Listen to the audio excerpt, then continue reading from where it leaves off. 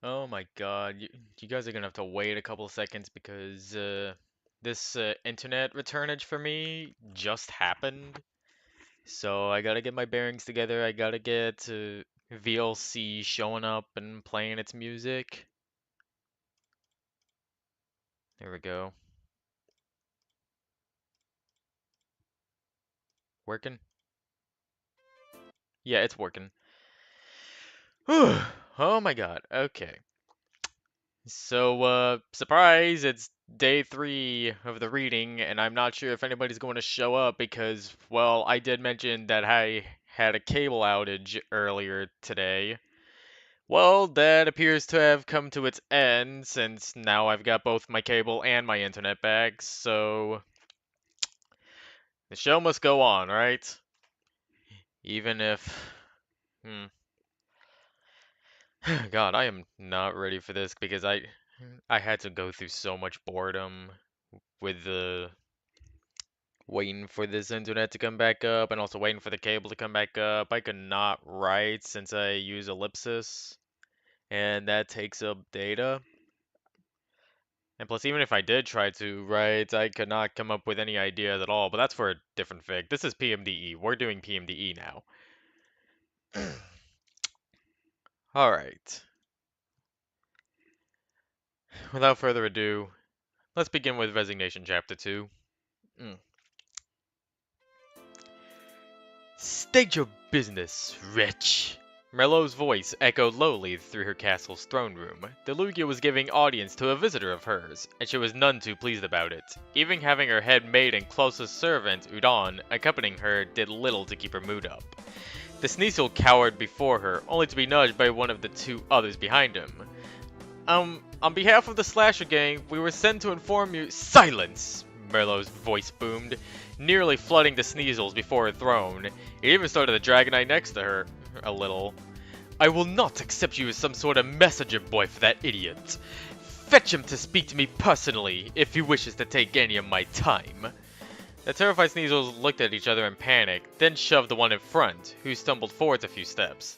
Looking up at the unamused Lugia, he attempted to reason with her. But Lady Merlot, he is very busy and— Do not talk back to me! Merlot shouted once again, causing the Sneasel that had spoken to her to run all the way behind one of his companions and hide behind him in fright. As quickly as she had become angered, Merlot took but a single sip from her glass of wine and calmed right down.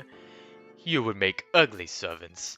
If you do not leave, I will simply have Udon beat you for my amusement. The Dragonite next to Merlot flashed a wide grin at the three terrified Sneasels, cupping one of her paws and balling the other into a fist, connecting them together with a threatening smack. That display was all the Sneasel needed to bolt right down the carpet that had led him to Merlot's throne room to begin with, exiting her castle post-haste. The cloaked Lugia sighed, taking another sip of her wine before idly resting her cheek on one of her wings. I really don't understand my luck, Udon. My castle is surrounded by an entire forest of Pokemon, and they're all horrid and ugly. Good help is so hard to find, is it not? Yes, Mistress Merlot. Would you like me to prepare a warm bath for you to relax after this stress? Udon was quick to offer the sorts of luxury she knew Merlot enjoyed. No, thank you. It would seem that band of misfits actually wants something from me. We'll be likely to hear from them again soon, and if nothing else, I want some entertainment out of this. Ugh, something's going on in my ear. Merlot explained, gazing at her wine— Well, hold on, 1 second.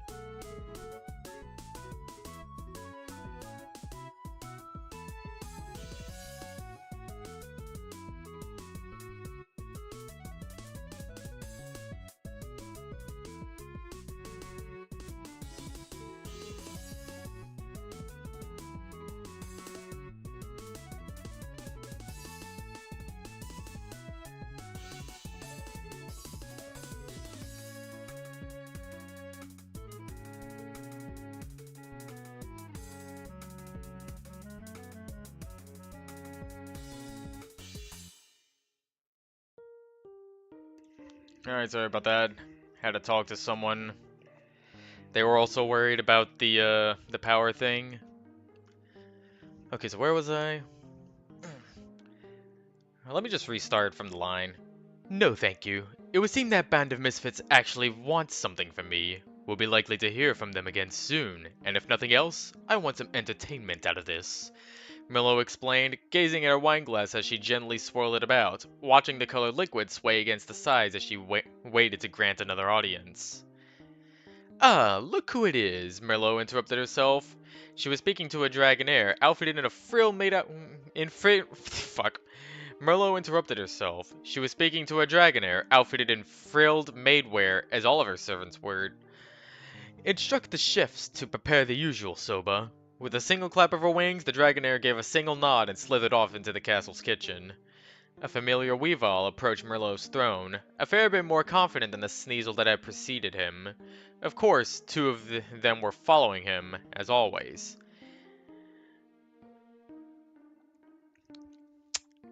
Hold on.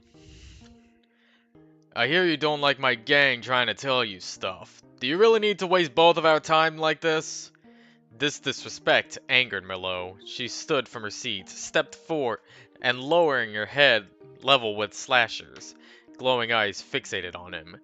I did not grant you audience to listen to you complain. State your business or die. Her voice hissed and grumbled. She wasn't kidding. Despite that threat, Slasher seemed relatively calm, simply gazing right back at her as he shrugged his large claws into the air. Fair enough. We found a dragon that escaped your castle. How's that for business? Merlot backed off somewhat. She turned, cloak ruffling noisily in the air with a gesture as she walked back to her throne and settled into it once more. Bring it to me. That might be a problem, Slasher went on to explain. You see, it's in the care of the Merchants Guild. They're keeping it from you. The way Slasher told it made the Sneasels behind him snicker quietly.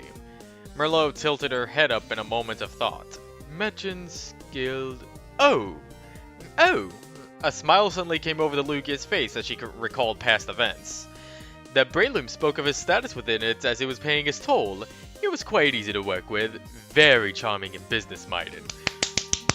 I'm going to fucking destroy you, Merlot. I'm going to... Merlot mused, pausing to take a sip of her red wine. I do not believe you would steal from me. You're mistaken. Frustrated, Slasher stamped his clawed foot on the carpet. Its soft surface muted most of the noise the gesture would have made. He tricked you. We saw it. He had to convince her somehow. Things were personal after the previous night. Merlot calmly clapped her wings together again, which signaled Udon to lean in close at her side. I am bored. We dine shortly. Make them leave. Sorry. That was me actually pounding my fist into my palm. I didn't expect it would make that sort of slapping noise.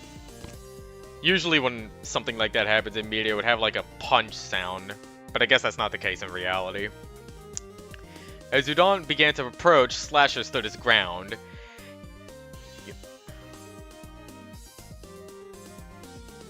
Okay, I know who that dialogue is. You can't just have your servants get rid of us. We're trying to tell you something important. Don't you care that you've been stolen from? He complained in his frustration. An annoyed grumble sounded from behind Udon, which prompted her to step aside.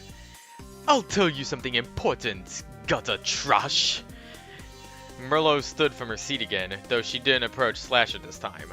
I am not intimidated by you backing yourself up with some pathetic gang. You cannot hope to do anything on your own. It is always we or us with you. I have my servants, but I certainly do not rely on them to pull my weight as you do. Oh yeah, I guess there is something about this dialogue that I kind of notice. This term gutter trash. I think I only know one other character that says that line, and that's Dudley from Street Fighter Third Strike. And convincing this was written by Luvachi, and I once peeked at their Steam profile and saw that they were playing Street Fighter 6. And due to the fact that when I was looking through his asks for PMD-E that referenced Dudley from Street Fighter 3, I'm willing to bet that Luvachi is a Street Fighter fan. I am no stranger to fighting game references. One of the things I'm into, I Want to Be the Guy, has a bunch of Guilty Gear references in it. Or, well, it actually uses a bunch of stuff from Guilty Gear, such as the death sound effect and the most iconic music of it. Anyway, enough tangent. This lecture made the Weavile rather upset, bringing him to his bare teeth as he clenched them together. Are you calling me a coward? He growled through them. Yes, Merlot replied calmly. You are a coward. If you have some sort of agenda, deal with it yourself instead of throwing your weight around. Now, be gone from my castle, and don't come back. Merlone's tone softened as she turned to the Dragonite, who was really quite tickled. She always seemed to be, when Merlone was stern with someone. Udon, escort them off the premises and join me in the dining room. With that, the Lugia exited her throne room. You heard the mistress. Leave, or I will bring the fury down upon you, Udon stated. Her tone seemed so stern, like Merlot's was, but soon enough, she couldn't help giggling to herself. Oh, I always wanted to say that. Slasher was livid. Being talked down to like that made him see red. He was inclined to attack the outfitted Dragonite in a fit of rage, when one of the Sneasels behind him tapped his soldier. Boss, calm down. We should just go, the Sneasel timidly suggested, only to have Slasher whip around and deliver a hook to the side of his face, flooring him. After the display of anger, Slasher grumbled as he turned to exit the castle. The Sneasel that was still standing hurried to follow along, and the one that he floored pulled himself up with a pained groan, shooting a pitiful glance at Udon before jogging to catch up to the other two. Yeah, I think that is Rhodes. I can pull his profile up. Oh, yep, that's definitely the right side of his face, alright. What a jerk, Udon commented under her breath before leaving to join her mistress. Oh hey, look who it is. Meanwhile, dusk was falling in Tau Village once more. You're in luck! 5 Pokey! They're on sale! PK handed an Aspire Berry over her stall to a sniffling Piplup, who immediately began chewing on it as she deposited the money on the counter and walked off towards the rescuer's treehouse. It was shaping up to be a cold night, so they were likely to be holing up in there for warmth. Oh, that reminds me, I gotta get drinks.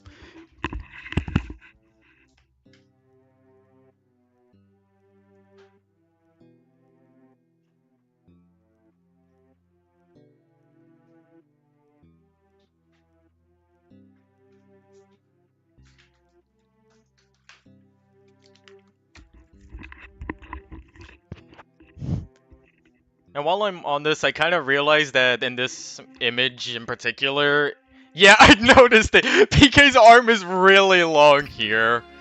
If we were to have our own PMDE entities of some sorts, we gotta make long arm PK one of them. Ah, there we go. Oh, things went so smoothly today. Not only was PK in a good mood after the previous night, but she was making a killing on Aspire Berries today. Many Pokemon were coming down with the sniffles, and those did the trick. She hated to admit that she had the same ailment after an earlier excursion to the Icy Cave, but they worked just as well for her, and the merchants had a lot of them to spare. Oh, that's another sort of thing with inconsistencies, but I guess it's between authors in this case, since Luvachi wrote this one. Well, then again, Luvachi was one of the amateurs, so surely he would have had the spoilers on what was going on in Events 3 and all. And he should have known that PK needed the medicine in order to get herself better, not an Aspire Berry.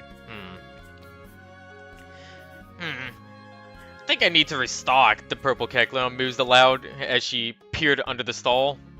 No more Aspire Berries down there. Everyone was snatching them up like hotcakes. Her head popped back up from behind the stall, only to be met with an odd sight. A Sneasel was approaching PK's store. It had a standard green gilt scarf wrapped over its eyes. The cloth dangled down over his nose as he outstretched his arms, feeling his way around. Hello, I'm just another rescuer here to ah! His dialogue was cut short as he took a turn and smashed head first into the side of the merchant's HQ. A rather klutzy maneuver, to say the least. PK sighed and folded her arms as she watched the blind Sneasel stumble closer to her stall, holding his paws against his pain-covered nose.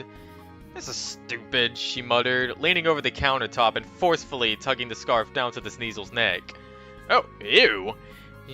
He had quite a shiner close to his eye. Someone socked him real good prior. I'm guessing that is British dialogue. This sentence right here. I wouldn't know anything about British writing, and I have to write a British person. Oh, please don't hurt me, the Sneasel begged and cowered, going so far as to crouch and cover his feathered head. Eh? PK hadn't quite pieced anything together until that point. After all, there were honest Sneasels living in Tower Village. However, she spotted a familiar bruise on the back of the Sneasel's head, now that he was crouching. Her eyes widened. You were following Slasher around! She exclaimed. I gave you that bruise! The Sneasel looked up rather timidly, still crouching with some degree of fear. I know, please don't hit me again, I'll leave. PK sighed, stepping out from behind her stall and approaching the cowering Sneasel, who only cowered further, as though he could just curl up and disappear if he wanted it enough. Jeez, just tell me what you want, alright? And it better be good! The Sneasel peeked up at PK through one of his claws. They came here. I did too, and... His voice sounded not only timid, but young. How odd. PK's impatience was beginning to show as she tapped her foot. Spit it out! Intimidated, the young Sneasel shook somewhat. He made me distract you! I'm sorry! I'm sorry! He began to sob mid-sentence, crouched upon the ground. Distract me? No! PK immediately dashed past the crying Sneasel into the HQ as fast as her legs could possibly carry her, zooming past several merchant teams who were trying to warm up and relax. They were allowed to use the HQ lobby and public headquarters for such things, after all. Madam? And Shroomsworth turned his head with surprise as PK ran right past him, almost startling him enough to make him ruin the piles of neatly sorted Pokédolls he had put together. He had taken it upon himself to do all the counting he was responsible for the previous day. However, something seemed urgent, prompting him to stand and quickly hurry behind PK. The two Pokemon approached the door to PK's quarters, which PK herself threw open as quickly as she could. No one was there. The only window in the room was neatly cut open, as if by precise movements by a razor-sharp claw. They must have hardly made a sound as they broke in. Sandy! PK began looking all over her room in disbelief. Surely she had fought back. Maybe she hid somewhere. If Merlot took you back, I'll beat her stupid face in!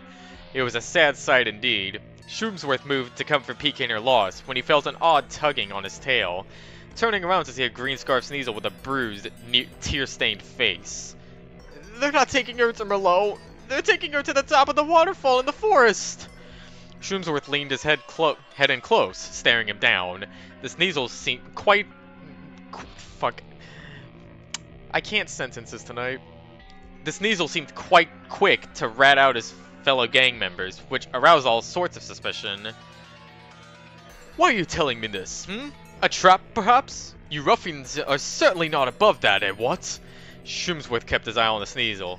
He didn't even seem to be insulted by what was said to him, like others in the gang likely would have been. Rather, he seemed intimidated, curious. The odd Sneasel looked away, reaching up to wipe his eyes with the back of his paws. He hit me right in the face! I didn't even do nothing. Ah! The story was cut short as PK marched right up to the Sneasel and grabbed him by the scarf, roughly tugging him face to face with her. Show us where they went! Now! She grumbled angrily, staring the Sneasel down to the point that he almost began sobbing again. A familiar red claw gently placed itself on PK's shoulder, drawing her attention up to Shroomsworth. Miss PK, please. I believe he's just a child. Do ease upon him. It was true. Everything from the tone of the Sneasel's voice to his actions screamed that he was rather young. With an agitated sigh, PK's claws released the Sneasel's scarf. Sorry. Her tone was begrudging, though not toward him. He was giving them a lead, at least. Shroomsworth looked on with a relieved smile. Things could have easily gotten out of hand if she had scared him away. Thank you, madam.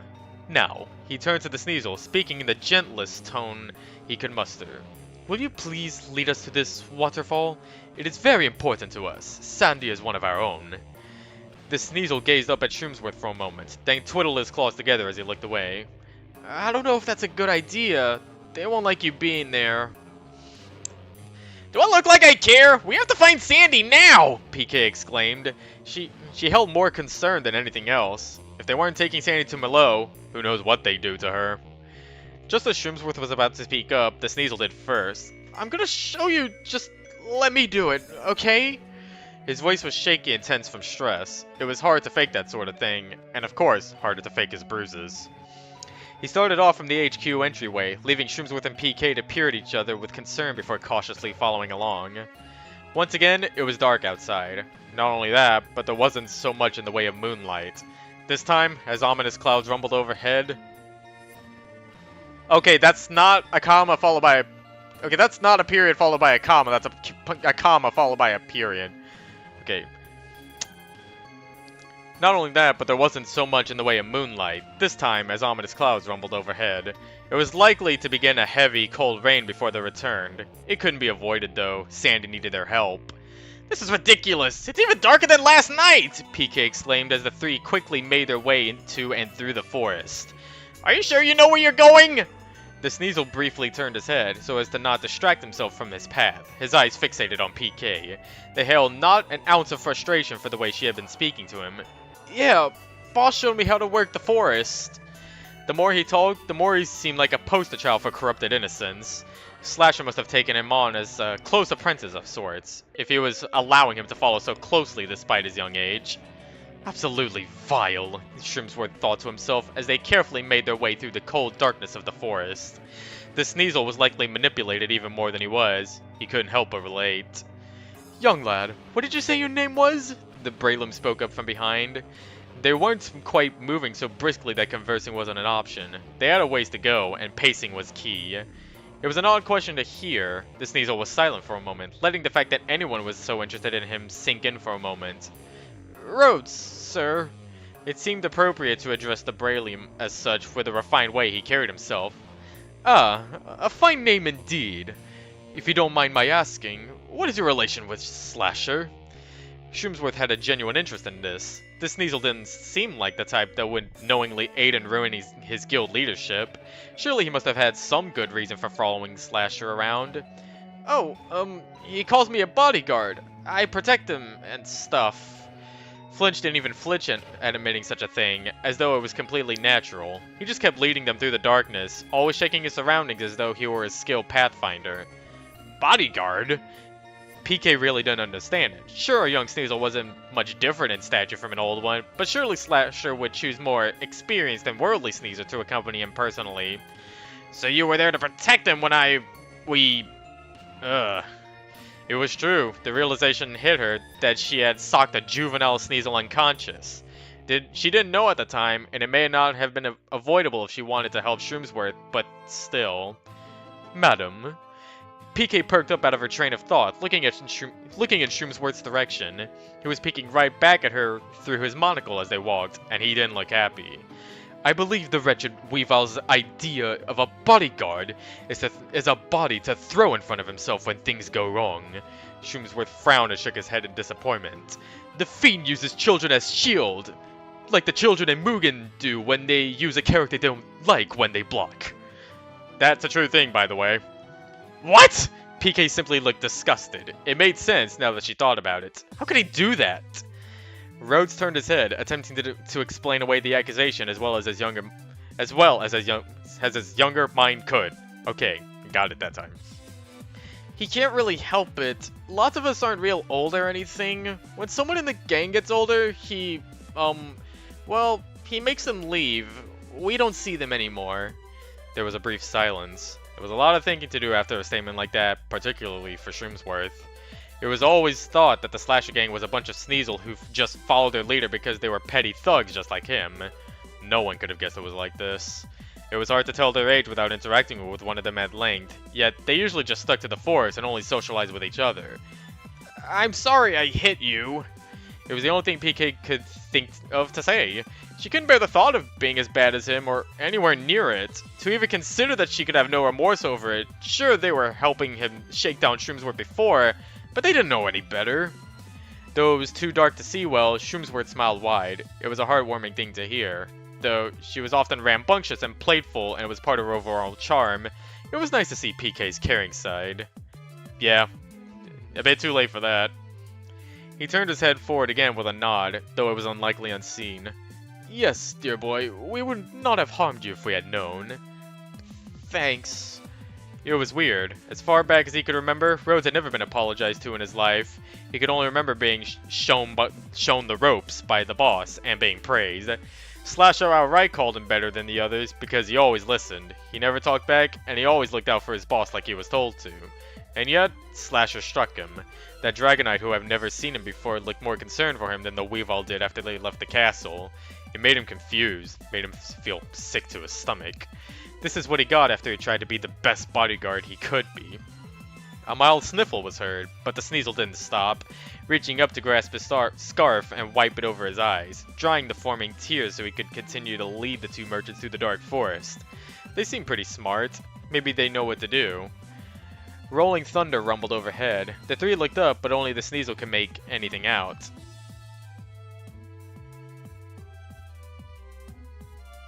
It's snowing. It was just barely visible to him through the small gaps within the tree leaves, but it was unmistakable. Yeah, I don't know who is speaking this line. I can only assume it's Rhodes saying it, but without a clear indicator. Just hearing the mention of snow made PK shiver. It was cold, and the last thing she wanted to be reminded of... And the last thing she wanted was to be reminded of that fact. Ugh, let's hurry up. I don't want to be out here without any Aspir berries. Soon enough, an unmistakable rushing noise could be heard in the distance. We're really close. They probably know we're here already, Rhodes warned. They were usually pretty keen on sensing trespassers. It was how they'd find them and shake them down. Sure enough, the clear, flowing water could be both seen and heard through the wooded forest. The mild shine of the water seemed to illuminate things ever so slightly, though with such little moonlight, it wasn't much help. To the immediate right of their approach, the river quickly converted into rapids, leading to an eventual minor clearing and cutoff as it dropped off of a cliff into a waterfall. Shroomsworth and PK could only make out silhouettes, but what Rhodes saw seemed to upset him greatly, as he immediately began rushing along the side of the river to the cliff's edge. Don't do it! The Sneasel witnessed several of his brethren hefting an unconscious Sandy. It took several of them to lift her, but they managed. As the two merchants approached, they could make out what was going on, thanks to there being little tree coverage near the cliff. Several Sneasels were preparing to heave the poor Dino off of the side of the waterfall. No! Put her down! PK yelled aloud, rushing forward and almost shoving Rhodes out of the way. Her approach frightened the Sneasels, causing them to harmlessly drop Sandy upon the ground and back away. The jarring impact managed to stir her half awake, though it wasn't easy for anyone else to tell. Miss PK, do be careful! This is very unsafe, Shroomsworth called out, being the last to approach. He didn't like how close they all were to this cliff. Something wasn't right. With all the excitement, no one paid much heed to the freely falling snowflakes. They were only in a small clearing, but that was enough for them to all feel the little frozen, crystallized droplets slowly drifting down onto them. It hadn't been going on long enough to collect onto the ground. As the initial shock wore off, the other Sneasels approached Rhodes angrily. What's the big idea? You know Boss wants them all gone! The Sneasel couldn't help but shout so he could be heard above the rapids. The statement was enough to make Shroomsworth scoff as he leaned down, attempting to wake Sandy. PK also looked over her as thoroughly as she could manage in the snowy dark. It was important to make sure she was alright. Luckily, she was completely uninjured. Just a bit later, and that may not have been the case.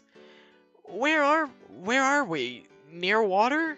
The Dino was out like a light that entire time. She didn't even know she had been kidnapped. She lifted her head tiredly, as though she had just awoken from a really deep nap. Yeah, we're going home now. PK turned to the Sneasels, since they were actually somewhat visible now. They may be young, but that didn't make them exempt from her anger when they were ready to basically carry out murder. You should be ashamed! You would have killed her! Most of the present Sneasels looked confused at the accusation, as though that never occurred to them. Were they really so brainwashed? Rhodes had at least a vague understanding of what they were going through. Boss isn't always right. I think we shouldn't listen to him anymore. He attempted to talk some sense into the other Sneasels, who seemed outright scared at those very words. Questioning Slasher appeared to be highly discouraged among them. Suddenly clearing his throat, Shroomsworth stood upright before Sandy and turned about, peering down at the shortest Sneasels. Do you know why you never see your older brethren again? He asked with purpose. He had a very good idea of what was going on here. Every Sneasel, even Rhodes, simply looked confused. Some shook their heads, some shrugged blankly. When one of you becomes mature enough to oppose his position as your leader, he In the blink of an eye, a dark blur rushed out from the top of the nearest tree. Any rustling it had caused within the leaves beforehand was masked by the sound of rushing rapids. The blur collided directly against Shroomsworth's chest, knocking the breath out of him. With the blur having come to a stop against the Breloom, it could be correctly identified as Slasher himself. The heavy impact sent Shrimsworth tumbling backwards with him, and the two rolled back off of the cliff, claws attempting to latch onto one another before the impact of rolling down the rocky incline separated them, leaving them to fall into the mist of the water's destination. It had happened too fast for anyone to react. PK and Rhodes both ran desperately to the cliff's edge and looked over it. It was too dark and foggy below to see anything. "Show me!" PK yelled out, hearing her own voice echo into the lower cliff area. After that, only silence. She could feel her eyes tearing up as she turned and grasped Rhodes by the scarf in her frustration and sadness. "How could you set us up like this? He liked you!" She was met with equally tearful eyes. The poor Sneasel was confused. I didn't know about this. He only told me about taking the Dino here, I swear!" The other Sneasels looked on in shock. They had seen their own leader practically commit suicide. In truth, he hadn't told any of them he'd even be there, much less that he would pull such a sudden attack. It was somewhat scary to think they might have no more leadership. PK felt lost. She wanted someone to blame, to exact revenge on, but the only someone wasn't here. He was gone, and so was Shrimsworth. She let go of Rhodes' scarf and simply sat down. It felt like all she could do right now was sob openly in the cold, dark night. That is, until a familiar blue face nudged in against her arm. "We should go down there and see if he's okay." Sandy always had a way of being strangely direct about these things. Perhaps not actually seeing it was helpful in giving her a different perspective. It made sense. It was hopeful. They had to try. PK sniffled once more, then wiped her teary eyes, standing back up and facing the group of young slasher gangers. "Is there a path down?" Upon being met with silent disbelief, she asked again, louder, and with some of her frustration returning. "Is there a path down? Come on!" In the face of a dire situation, most of the Sneasels just continued to be lost. It's as though they were explicitly directed not to think on their own. Their weakness was so great that they began to disperse in a panic, fleeing into the dark woods where they felt most comfortable.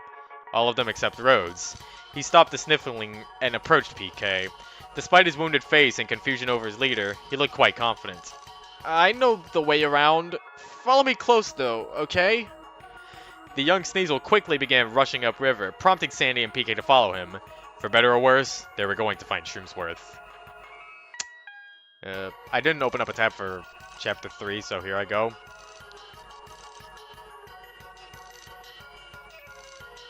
"I really don't want you to leave. You're not gonna, right?" "I will not, madam. I am sorry to have worried you." "You're my partner, and I don't want any scumbag slasher gangers to take you away." "Thank you for everything, madam." It was fortunate that Rhodes was there to lead the way, as the last thing PK could do right now was focus. She could only let her feet move forward, one by one, following the trail made for her. Not even the cold air, the snow, or the slight sniffle she had developed bothered her right now. There was just too much weighing down on her mind. Her partner, only a single night ago did she realize that they had more than a business partnership between them. Now, Shrimsworth's fate was unknown, a possibly fatal drop into the dark abyss beneath the falls. There weren't many things that could have made her feel like crying, but that sight was one of them. This was no time to let feelings get the best of her, though. The snow was no longer much of a problem, as the three were once again under the forest's canopy of trees. It was darker than ever, but that was no problem for the young Sneasel, nor did it matter much to Sandy, who was used to traveling without sight. The two merchants followed close behind Rhodes, moving as fast as they could when only one of them could see clearly. Suddenly, the green scarf Sneasel's footsteps came to a brief halt, prompting the others to do the same. They had traveled far enough down the bend that the falls weren't polluting the air with noise, allowing Rhodes to hear faint noises rustling the leaves above him. "Run!" The urgency in the young Sneasel's voice was troubling as he began sprinting. PK immediately began trying to follow as quickly as she could, trying her best to lead Sandy along as well. That was when she could see the faint silhouettes of several more Sneasels drop in front of Rhodes, blocking their path. Several more were heard dropping in behind them, surrounding them. "Are you stupid? Get out of our way!" This was no time for being slowed down, and PK wouldn't have it. Still, they closed in on her, Sandy and Rhodes. They didn't seem quite as confused as the ones who ran from her earlier, though. "Good work! Now we can off him just like the boss wanted!" One of the rogue Sneasels remarked to Rhodes. He sounded just as young as any of them, but clearly a bit less innocent. Delivered right into their claws, PK was outright upset. betrayed even though she trusted him. She could just barely see the same Sneasel walk past Rose to approach her. She was ready to make her stand, though this wouldn't be pretty. Maybe Sandy could escape, at least. However, things were not as they seemed. The Sneasel was suddenly violently shoved to the ground by Rose as he attempted to walk past, prompting a gasp from his purple-hued companion. Don't touch him! Just get out of the way! The young scarf-wearing Sneasel stood his ground, claws extended, as his agitated brethren closed in. It was a relief to see a show of decency after all that had been happening between yesterday and the present. Outright inspiring, even. PK looked about at the various silhouettes of Sneasel surrounding them. Sandy. The Dino's head perked up as she heard PK call out her name. Though she couldn't see what was going on, she wasn't oblivious. The Sneasel surrounding them were obviously trouble. Yeah? With one more look at the surroundings, or at least what she could make of them, PK made up her mind. No matter what happens, you and Rhodes have to make it to Shroomsworth, okay? I'll catch up. That was all she needed to hear. With a nod, Sandy reared back, sniffling out the closest Sneasel that didn't smell like the one they were following, and charged straight at him. This sudden aggression prompted Rhodes to act as well. He understood what PK was trying to say. Despite wanting to try to find another way, one that didn't leave her behind, it was too late to argue.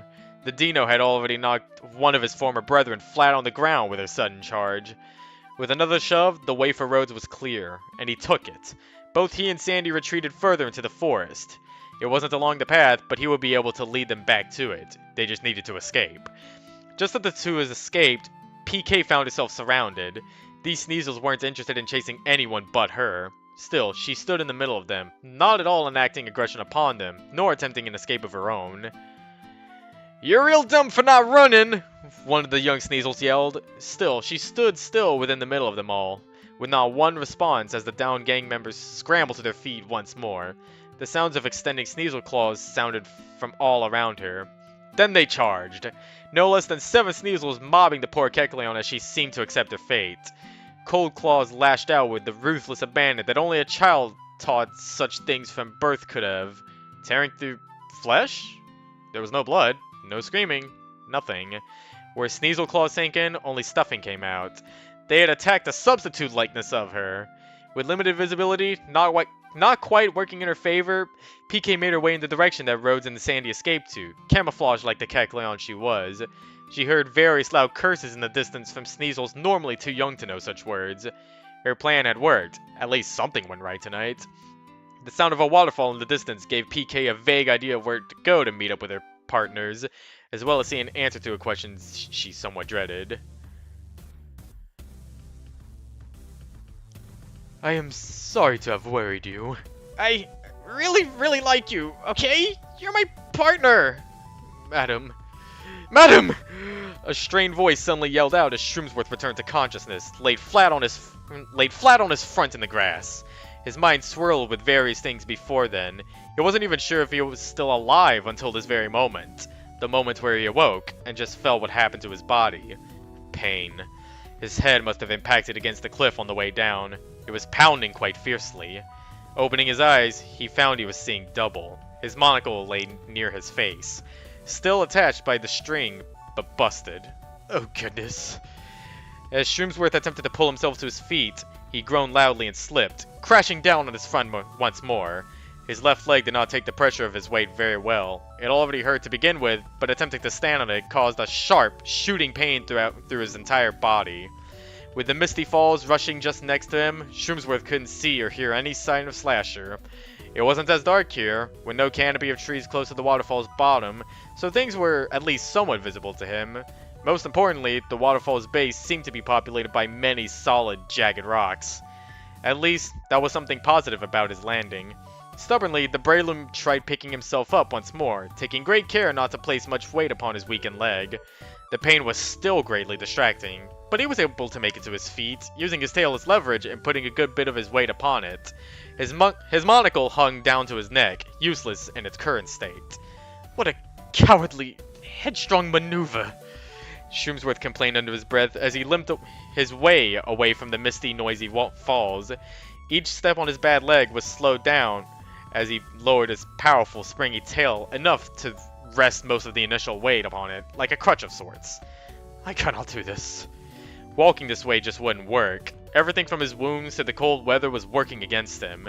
The most he could do was make his way to a nearby tree and slump against it sideways. Am I to let this wretch control me yet again? First through blackmail, now through injury? Having a problem, Dandy? Shroomsworth turned his head up to see Slasher himself, seated casually in a branch of the tree he was leaning on. He didn't seem to be injured in the slightest. He did his best to hide his weariness, putting on a stoic face. How are you unscathed after such a fall? The Weavile simply chuckled, shrugging his arms and openly showing his fangs in a wide grin. I had practice. Now that it's you and me, we can have a little chat. No interference either way. Slasher reclined sideways upon the same branch, resting his head on his palm. You're in luck, cause I've got a deal you might like. I don't usually make deals, you know. Shroomsworth grumbled aloud, leaning away from the tree and supporting most of his weight upon his tail once more. I've bloody had it with your deals and you. I've had it with you, you child-murdering scoundrel! The Breloom shouted, whipping one of his claws out towards Slasher, who was able to swing below the branch quickly, even in his relaxed state, still hanging on by his paws. Whoa there, child murderer, huh? You got it all wrong, tea drinker, Slasher dubiously corrected. I gave him a chance to fight back. They just couldn't. As another punch came his way, he used what momentum he had to swing right over Shroomsworth's head, landing behind him. With an almost playful kick from behind, he sent the wounded Breloom falling forward onto the ground. Quickly, Shroomsworth rolled himself over to his back, looking up at Slasher angrily. He was being toyed with. You're sick! How dare you use them as disposable puns! As he attempted to quickly pull himself to his feet, he paused with sudden fear. Slasher's clawed foot abruptly settled atop his wounded leg, right upon the spot that pained him so. They loved working for me, or they do something else. Not my fault if they're too weak to surpass me when the time comes. Speaking of times coming, what about yours? With Slasher asked with a widening grin, beginning to apply more and more pressure upon Shroomsworth's leg. The pain. Worse than perhaps anything he had gone through before, and it kept getting worse and worse. You're truly so indifferent to what you've done! You're a blight upon us all! Shroomsworth explained, whipping his claw out yet again, despite the danger his target currently posed to his well-being. With a loud clack, his claw met Slasher's in an intersecting grasp, shakily forcing against one another. Slasher's calm, playful demeanor faded as he had put some effort into holding the Breloom's claw back, instead gritting his teeth and growling. The other came in kind, forcing him to contend with Shroomsworth's strength with both of his claws. He was making headway. Even from the ground, Shroomsworth was overpowering the Weavile with his outstretched arms, putting everything he had into doing so. He could feel the gang leader's weaker muscles beginning to buckle, but his foot would not budge from where it was. This proved to be the worst thing that could happen. With a loud, desperate growl, Slasher began pressing his weight down further while he still had his footing. Just stay down, he commanded under his breath, and with a heavy stomp, there was an outright snap along the curve of the Breloom's leg. Everything seemed to pause for a moment. Shroomsworth's eyes widened with a shock of a sudden, sharp pain, the likes of which he'd never felt before. The first he'd ever felt that made him scream in pain, especially with the pressure continuing afterwards. You almost feel like he'd pass out. But he couldn't. He was operating purely off of adrenaline at this point. Never did his grip relent on Slasher's claws. Slasher grinned and taunted, all like he felt at this point, feeling as though he won. His foot was still mashing on Shroomsworth's broken leg, causing him constant, immense pain. I've been thinking, you got a real nice gig going with that guild, and that girl. How about I fill in once you're gone? Show him some real business, you know? His thoughts weren't exactly clear, even to himself in this state of mind. He heard those words, and his grip tightened. There was no playing nice with this guy anymore. Not one bloody bit. Not even as the Weavile screamed in pain as well, due to the fact that Shroomsworth just bent his claws enough to break them at the knuckles, filling the air with a sickening crunch. Before he knew it, he had used his long arms to toss the Pain Weavile to the ground on his back, immediately rolling atop him and pinning him down.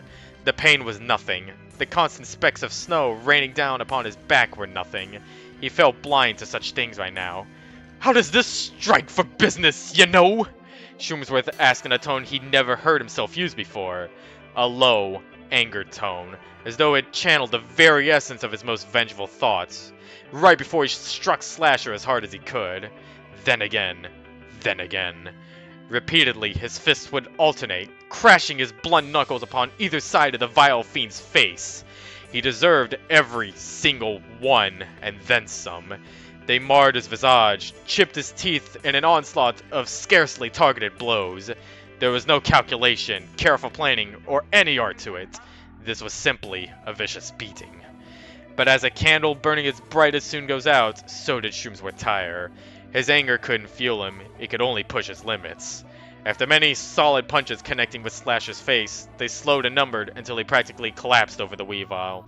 His body felt too exhausted and strained to move. Yet, it did. A heavy push sent the Braylon rolling off onto his back once more. Though he had taken a beating and suffered broken claws, Slasher was still in better shape than his opponent, who had taken a terrible fall before all of this even happened. As Shroomsworth panted for breath, trying desperately to stay conscious, he could hardly make himself move, leaving him helpless as he watched the Weavile seemingly hover over his face. With his vision seemed to be going blurry, that's what it looked like anyway. You're gonna regret that. His voice just seemed to ring and echo. Shroomsworth couldn't focus on it. He could only feel a cold, sharp point against the front of his neck, threatening to puncture it. Even though his fingers were broken, that didn't stop Slasher from taking his opportunity to strike at Shroomsworth's neck, a most vital point. This was it. He'd leave them all behind. His family, the guild, and PK. As he slipped further towards unconsciousness, he was sure he wouldn't be allowed to wake from it. Would they miss him? Certainly. He'd miss them too. As Shroomsworth's vision darkened, he expected his breathing to be interrupted, and eventually seized by the claw poised to sink into his windpipe. His eyes closed, ready to accept his fate. Instead, something else happened. The claw never sunk into his throat, and yet he heard the sound of something similar. His eyes opened again. Though blurry, he could see Slasher still being held still. A seemingly familiar creature had his neck held tight in his jaws. It had no restraint for him, ignoring his attempts to break free, ignoring the signs that the teeth had sunk into his neck were choking him. I guess Slasher was so focused on cutting that windpipe that he, I guess another thing is, like, Slasher got, like, a bunch of beatings to the head that probably could have damaged his senses a bit. I don't know, I don't remember the last time I got hit before, but I imagine if I did get my face pounded to a pulp, then I'd probably not think about much else as I get a sharp pain in my head. At least that's what I would believe.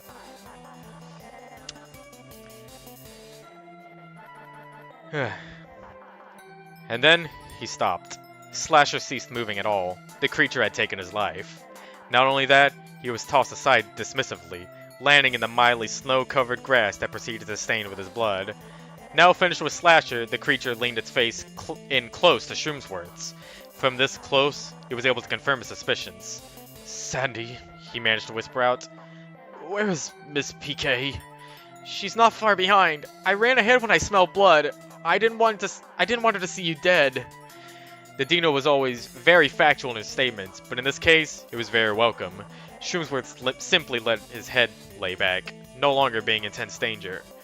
"Yes, of course." As he drifted into cold unconsciousness, he could hear 2 pairs of feet quickly approaching, followed by his name being called. He would not die tonight, thanks to them. Drink break.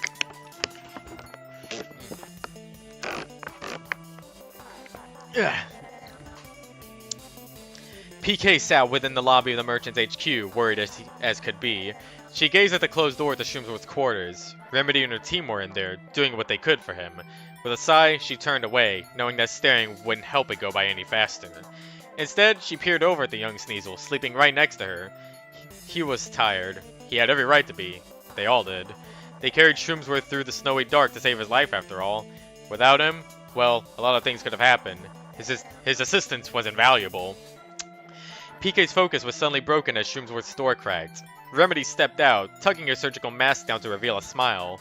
This, in turn, made PK smile too, before she had even heard anything. "He'll need rest, but he's going to be okay. His legs should eventually heal too. Remedy nodded proudly, approaching PK, only to gasp as she looked down at Rhodes. Her voice lowered to a whisper as she crouched down to look him over. This poor Sneasel, he suffered too, Remedy lamented as she looked Rhodes over, spotting in particular the wound upon his eye. Who would do this? It's not right. As Remedy sympathized with Rhodes, PK felt a slight tinge of guilt, but only for a moment. She was technically responsible for one of his wounds, though it still all traced back to being Slasher's fault. An idea popped into PK's head. You won't have to worry about that anymore. Could you do me a favor and, well, take him to Missy? She'd be the best one to help him. He doesn't really have a home. Happily, the Audino nodded. She then turned her head, seeing the gold look and happiness that accompanied her exiting Shroomsworth's room quietly. Dr. Quack, could I trouble you to carry this one to the hatchery? She asked as politely as possible. Ah, sure. Anything for paying guests, the strange doctor responded, approaching and carefully hefting the sleeping Sneasel over his shoulder. This is the strangest egg Missy will receive, is it not? Jesus Christ, why is a German accent so hard to do? Man, I feel for people who have to voice act medic in comic dubs. Laughing under his breath at his own joke, Dr. Quack headed outside with Rhodes in tow, and Poppy happily skipping behind him all the way. However, Remedy stopped in front of PK. Her mask was still pulled down, showing that he was still smiling. You really care about him, don't you? PK was caught off guard, flustered and looking upset. What kind of question is that? Of course I do, he's just a kid! The response was met with a gentle chuckle. I didn't mean him, I think you know that, Remedy started, as she thoughtfully paced around in a circle with her arms behind her back. You waited all this time to hear if he was alright or not. You were as tired as the other two, but you didn't sleep. It was hard to think of something to say. PK could only attempt to stutter out some sort of excuse before Remedy approached her one last time. He's still lucky to have you as a partner. Take good care of him. With that, Remedy promptly turned and exited the lobby to catch up with the other doctor, leaving PK to her thoughts. Of course she cared about him, but she wasn't ready to make that obvious to the others. She knew that he wasn't either. At least most others wouldn't be as perceptive as Remedy. You should get some sleep too, for sure he's gonna be alright. Sandy's sudden input startled PK enough to make her jump and straighten her curled tail right out. She didn't expect the Dino to be awake, though the early events of the night did have her on edge too. With a sigh, PK slumped her head into her palms. I guess you heard all that, huh? Sandy simply pulled herself up somewhat with her front feet to nudge her nose against PK's side. Don't worry, I won't tell anybody. Just go to sleep so you can see him later. I bet he'll really want to see you too. That was hard to argue with. She wasn't doing him much good like this. PK lifted her head and nodded. You're right, she agreed, getting ready to retreat to her quarters. She paused, though. There was something on her mind. Sandy? PK began, relaxing into her seat once more and placing one of her palms upon Sandy's head. You know who you killed him, right? You're not upset, are you? There was a moment of silence before the head under PK's hand shook in a negative response. I don't like it, but he would have killed Shroomsworth. I like to focus on the part where he's still alive. With an understanding nod, PK managed a smile, patting her palm down the Dino's neck briefly. Yeah, I'm happy about that too. Let's get some sleep. Sandy didn't have to be told twice. Immediately, she lowered back down to the floor, resting her head once more. With one last look in the direction of Shroomsworth's quarters, PK returned to her own. Her eyes really could stand to be shut for a while. Rise and shine. What is this? Shroomsworth found himself in an expanse of darkness. As far as he could tell... Oh wait, that's not a period followed by a comma. I swear this is difficult for me to see sometimes. Shroomsworth found himself in an expanse of darkness, as far as he could tell. Before him, two greenish-bluish gems materialized, followed quickly by the purple form of a rather familiar Sableye. What are you doing here? Where is here, even? Shroomsworth asked with confusion. Isn't it obvious? You're still unconscious. It's not as though I am unable to speak to you at such a time. In fact, it's easier than ever, really. Devonshire began to pace around in a circle. in a circle around Shroomsworth, forcing him to focus as the ghost type moved through the pitch blackness around him. My sources tell me you took quite the tumble off a cliff with Slasher. It certainly didn't work out well for you, but it seems it worked out even worse for him. Devonshire nearly taunted with a matching chuckle. Spare me your toying. I've had enough of that. What do you want from me? Shroomsworth was straight to the point. He had gone through too much to have patience for this. Devonshire's pacing stopped, and he simply shook his head. You have it all wrong, Mushroom. I am approaching you with gratitude. The Sableye walked closer to Shroomsworth, holding out one of his hands as he explained. Slasher has been one of the most troubling problems for the rogues, and he always avoids us when we seek him out. You managed to goad him into making himself vulnerable just one time, and he paid the ultimate price. It's poetic, really. I did not goad anything. My life was nearly taken. Within the subconscious, Shroomsworth could only feel his perspective shift and nothing else, really. It was a strange way to have a conversation with someone. Unfortunate. Slasher was one of our own, and thus I am somewhat responsible that you and your guild had to do all of our work for us in dealing with him. Devonshire's hands were turned behind his back, once again at ease. I care not to give your partner even the time of day, but I know your situation. I left something for you in your room. Consider it a gift to make us even. No strings attached. Before Shroomsworth could respond, he was forced awake. Thankfully, he was in much less pain than he remembered being in the last time he was awake. It was the dead of night once again. The only light shone in through his window, though the sill of it was covered in snow, and there seemed to be a flurry going on outside. His own body was a bit cold, not under the sheets. There were a few bandages and spots that pained him. Most importantly, a splint over his left leg. He was really broken. Before the sinking realization could take hold, Shroomsworth noticed something shining in what light there was through the window. Careful of his patched-up leg, he sat up and went to inspect it. If it was something that Devonshire himself left in his room, it was important to know, for better or worse.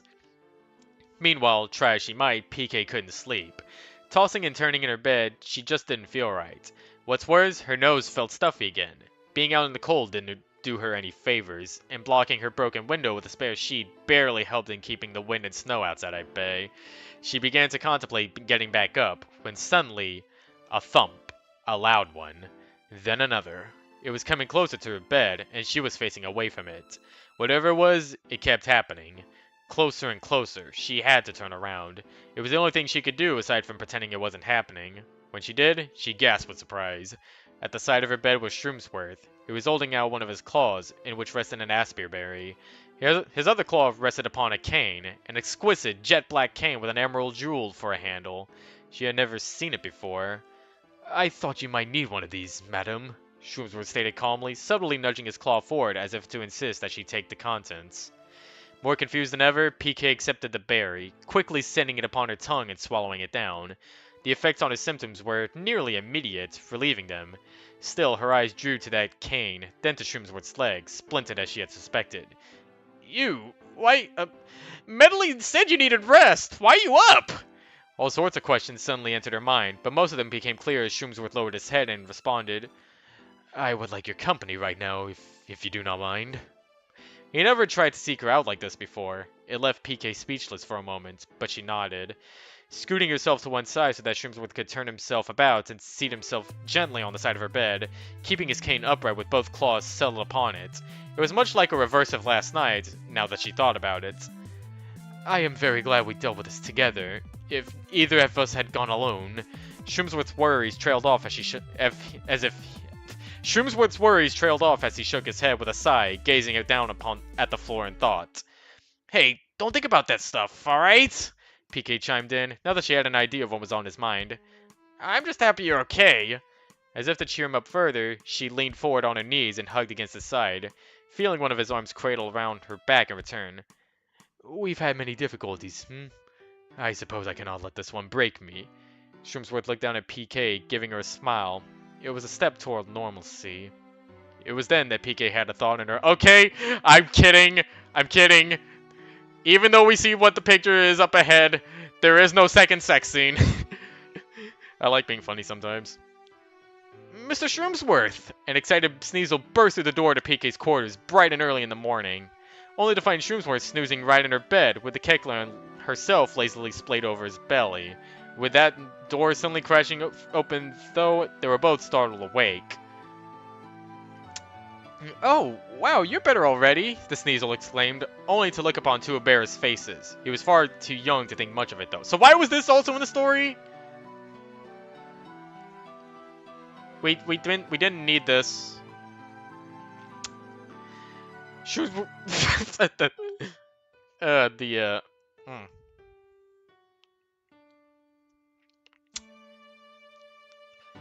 I mean, why did we need the mention of Rhodes coming into what looked like after sex into sleep?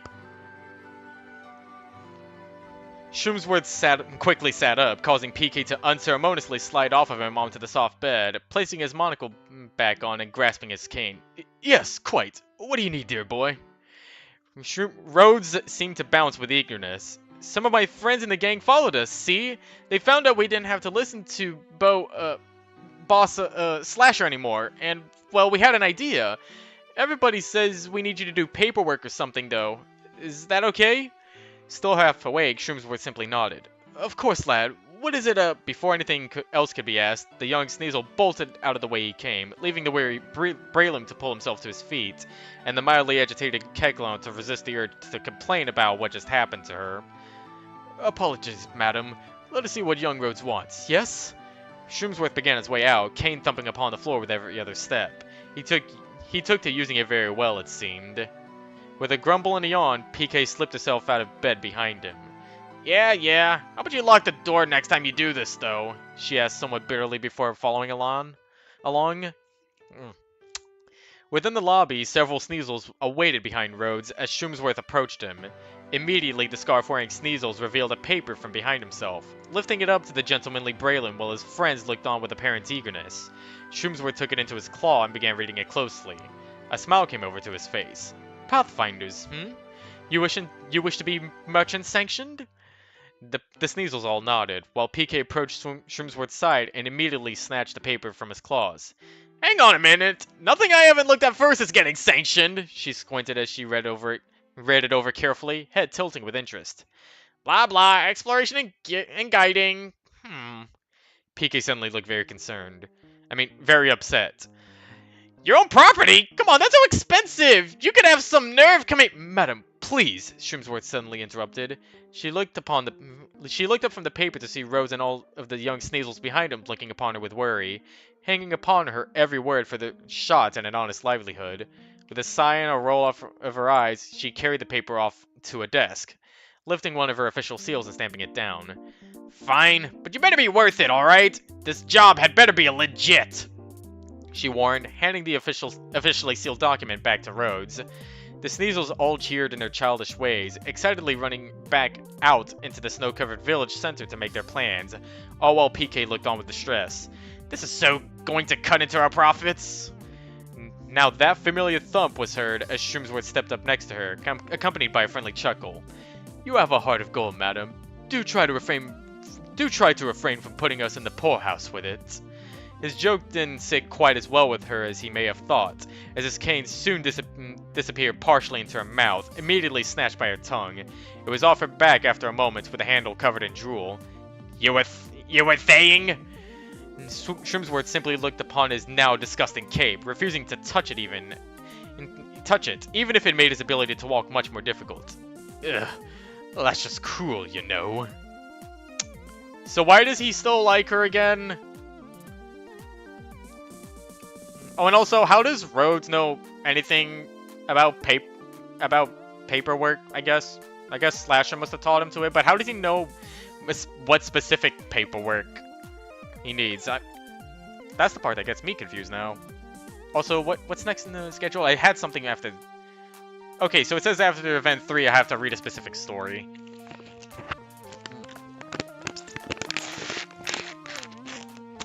Yeah, that did take almost an hour now that I think about it. So yeah, first I gotta grab out one of the dojins. Where did I... Okay, I guess it's not on my page. Oh yeah, that's right, I didn't put this on my page. Someone uploaded to archive.org for me. And that would be... is this in the right order?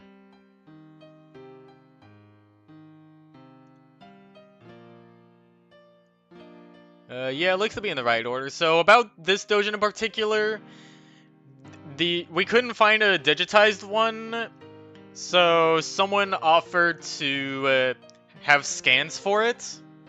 I'll show right now. So yeah, like, this is pretty much the cover. It's digitized, of course. Here are the scans. So yeah, I think thanks to ViridiG for finding this. I still hope we can find a digitized version, but until then, we've got this for now. Another couple suckers have shown up, fellas. Looks like we're gonna have an easy time with them.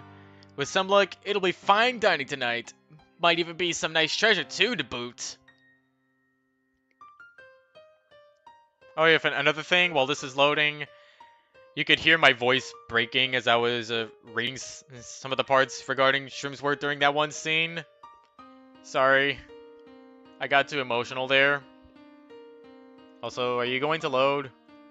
Hello? Internal server error, no! Okay, now there we go. The only thing is, we need to take out the big horse first, got it? He could be a real pain in the ass if we don't immobilize him. I'ma leave that to you, baby doll.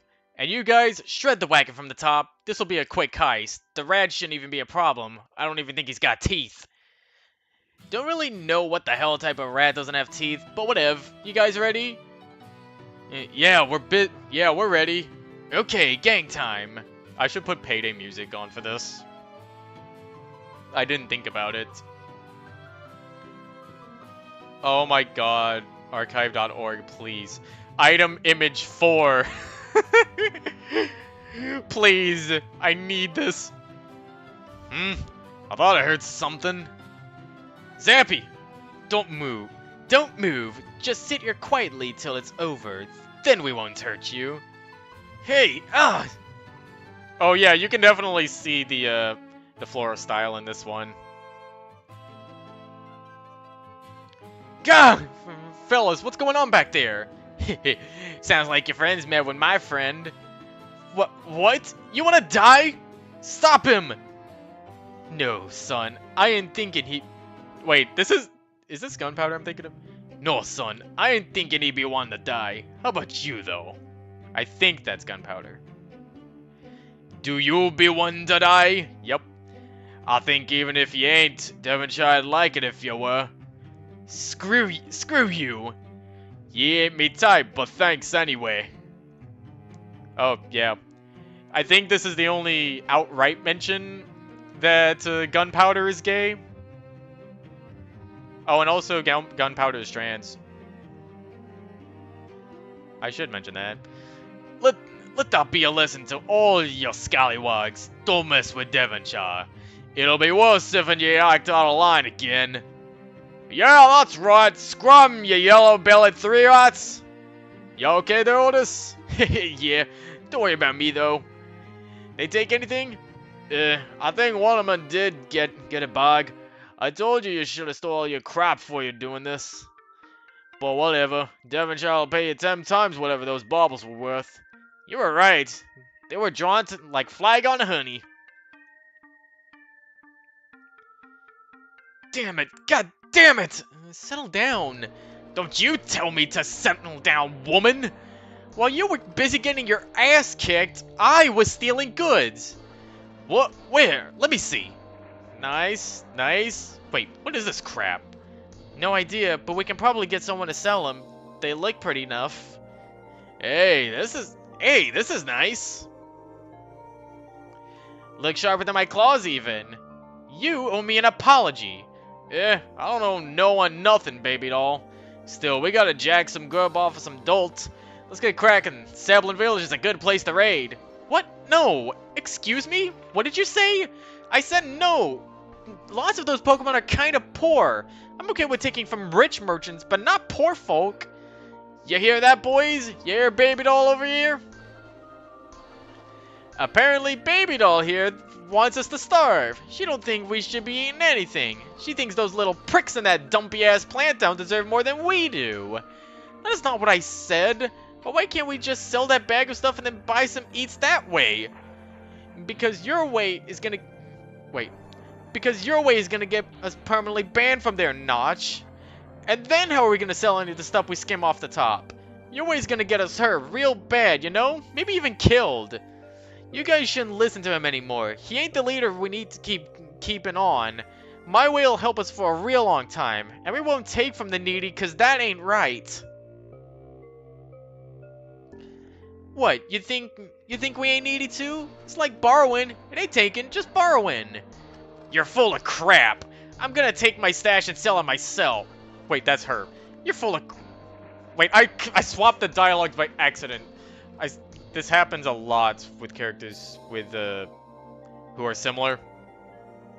What, you think we ain't needy too? It's like borrowing. It's just taking. It ain't taking, just borrowing. You're full of crap. I'm gonna take my stash and sell it myself. Count me out of whatever stupid-ass plan you make. Everyone can either be with me or not. I don't care. Gee, of course. What do you fellas think? Maybe we ought to humor Baby Doll and see what's going on out there? You've been such a jerk since that ghost guy fired you, Notch. Why can't we just go back to making little garments and baskets? Those sold okay. We could get by if we all did it. There's a market for outsiders right in Sapling Village, you know. That's Sissy's work. I don't do that crap no more, Ravel. You know that. No one really appreciates it. Side. I got a gig in making Minecraft now. It's gonna be so huge, you won't even know it. Man, you're such an asshole. I thought you were someone I could... Never mind. Bye.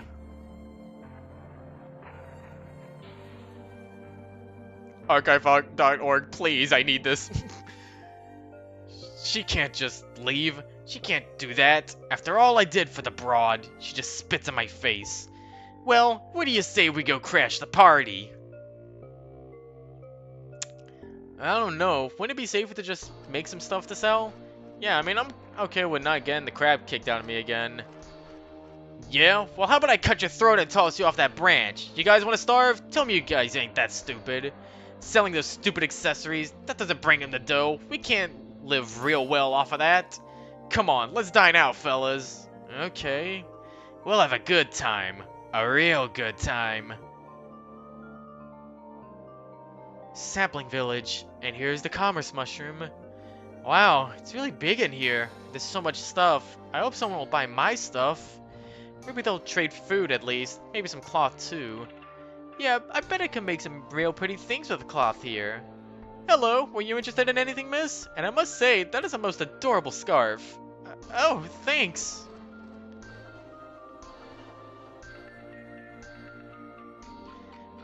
Well, I don't really have any money, but, I got some pretty stones. Want to trade?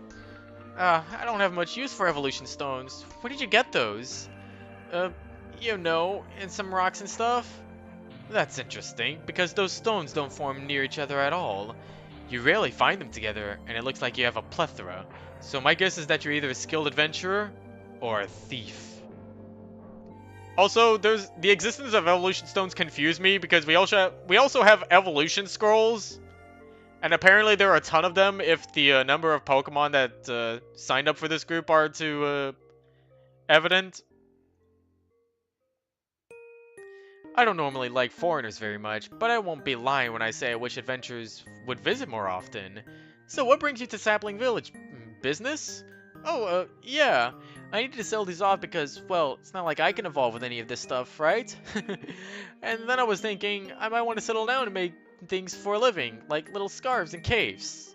Ah, a creator then. Did you make your scarf? I did, actually. I would definitely love to see more items of that variety in the shops here. Most of the foreigners, don't really appeal to my tastes. I still don't get what they have against that guy. I'm certain that if you speak to the Elder, he will permit your items to be sold here. Really? Why not? It looks of better make than many of the goods on display. If you upheld these standards of quality, I'm sure you'd see business. Wow, that would be really... Hey, thief! Thieves! Are you with them? What? No! Thanks for the distraction, baby doll! Look at all this grub. I knew it was too good to be true! Get out of here, you filthy mongrels, and do not return! Yeah, we got quite a haul, boys. What'd I tell you guys? Was that a great hit or what? Come on, I'm hungry. Give me one, boss. Yeah, me too. Hold your horses. Hold your horses. Eat up. You both deserve it. Bang. You bastard! I can't believe you! You ruined everything! Oh, I accidentally clicked into the image somehow. I was clicking the arrow, I was sure of it. Hey, baby doll. Seems like you got something to say. I can't believe you did that! It was going so well! I had a chance! I could have made stuff again! You goddamn bastard! I don't want to just steal stuff forever! But you are a thief! We all gotta look out for number one, baby doll. And that ain't gonna happen if you're someone's bitch. We don't gotta be anyone's bitch, Revel. I don't get you. You made such cool stuff before that creep got involved. And then you just stopped. You didn't have to stop. You should have started again after he fired you. Just shut up about it! We run our own private missions now! For us! My missions were damn great! I don't need that asshole to keep doing them! Your missions changed after that, Notch! Stop calling me that! My missions look after us, the ones who matter. Helping others don't pay, it just gets you fired. You're going nuts! Oh yeah, I definitely see the bean mouth. You didn't even thank me earlier! You used to thank me all the time! Come on, baby doll. Don't be like that. Oh, and that's where he got the scars from. You! Stop it! Stop it! You want your thanks? Thanks for the sweet claw, baby doll. Thanks for all those wasted years, baby doll. Thanks a whole lot. Thanks for a whole lot of nothing. Stupid dame, you pulled me to this. You pulled me to this, you stupid, stupid girl. I don't need you. I don't need any dame. Revel. Item image 24. Wow, thanks for killing the mood. Come on, archive.org. Come on. Don't be like this. Slash is back, baby. Slash is back and better than ever. What are you two staring at? Want to join this broad? Boss, what happened to you? A real fine thing, fellas. A real fine thing. Why don't I come show you both? How about it? Archive.org, why are you like this? Another caravan's off at the main road. Can hear it from here. Boy, these ears are swell. How about we go show it what for? What do you say? Let's do it, let's do it. It's sure to be a blast, a real dilly of a time. Come on, fellas. Gotta test this new body of mine. What do you say, huh? Let's go. Let's do it. Let's just go. No dame's allowed to ruin our fun. Not no more. Damn. I feel sorry for this Sneasel.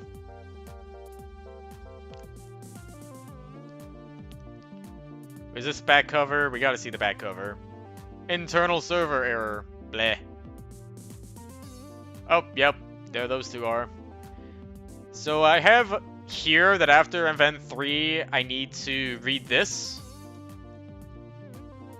Yeah, this is not on the wiki now, is it? Written by Crayon Chewer. Crayon Chewer. Damn, I fucked up that name badly, sorry. Chill stared at the calendar intently. Something highly unusual, as being a Pokemon, dates aren't particularly important. Usually the cool Minccino was too busy dealing with other matters, such as being the leader of the renowned Tao Village Rescue Guild, which constantly demanded his attention. But today, he stared at the calendar and the small circle around today's date. He mulled over it for a bit before his assistant Mike walked in. Chill, you've been staring at that calendar. You've been staring at that calendar for the past 10 minutes, Mike blurted out. What's going on? You never look at... Mike's attention suddenly shifted. Wait, huh? Oh wow, is this for me? And Chill snapped his head around just in time to see Mike nearly jump face first into a mysterious box that sat neatly on the floor. Hey, watch the goods! Chill yelled as he dove across the room, successfully tackling the Charmander to the floor before quickly turning around to face the contents of the box. Phew, still good, Chill murmured as his sunglasses adjusted themselves. Oh, I get it, Mike realized, although clearly he did not. You want to share it with me? Mike's eyes grew as wide as the moon. Hold on, man. This cake is for Gunpowder's birthday. The sunglasses on Chill's face glinted briefly. What? Mike confusedly stammered. Getting louder was always a solution to a confusing situation. But Chill, you can't! Gunpowder will eat that cake! Mike was very concerned. And then eat your face right off! He then added unnecessarily, but quietly. And he's kinda sorta the leader of the rogues. I believe we can set aside our differences for one day, especially when it's someone's birthday. Chill paused for a second, smiling.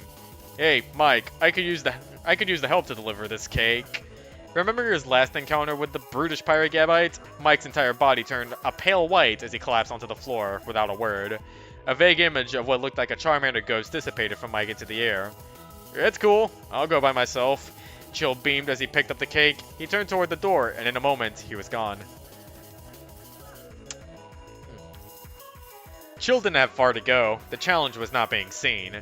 Hordes of swooning Pokemon were usually parked right below the treehouse, waiting for the right moment when Chill would emerge.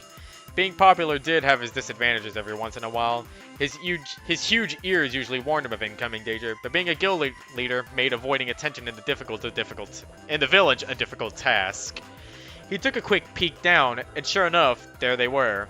On any other day, Chill would have loved and embraced the attention, but not today. He had a mission to do, and he had to do it quickly. What would the local Pokemon say if they knew the leader of the rescuers was sneaking off to visit the rogues? Nothing good could come of it, and that would only stall things further. Luckily, having built the treehouse himself, the spectacled Minccino had the form of the tree memorized and was perfectly capable of climbing it without the aid of the ladder. After carefully gripping onto the box with his tail, Chill jumped out a back window, from branch to branch in the tree, and then down the back of the trunk until he landed on the ground.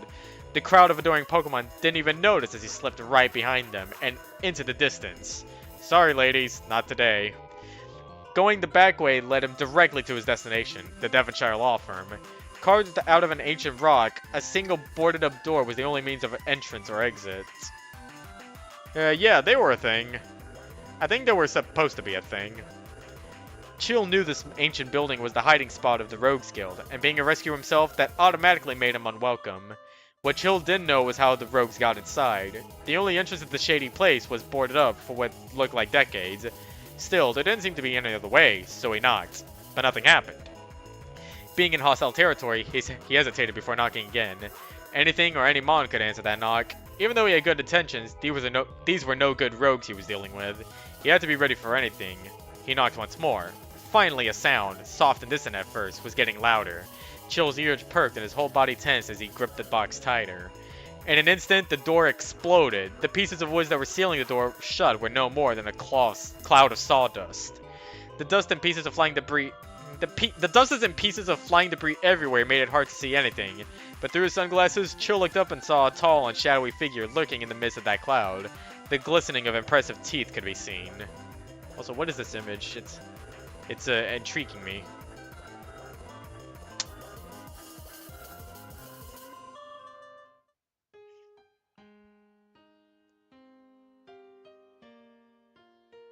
Might be the last one for... Huh. This was made in 2000... Wait, this is a different person, I just realized.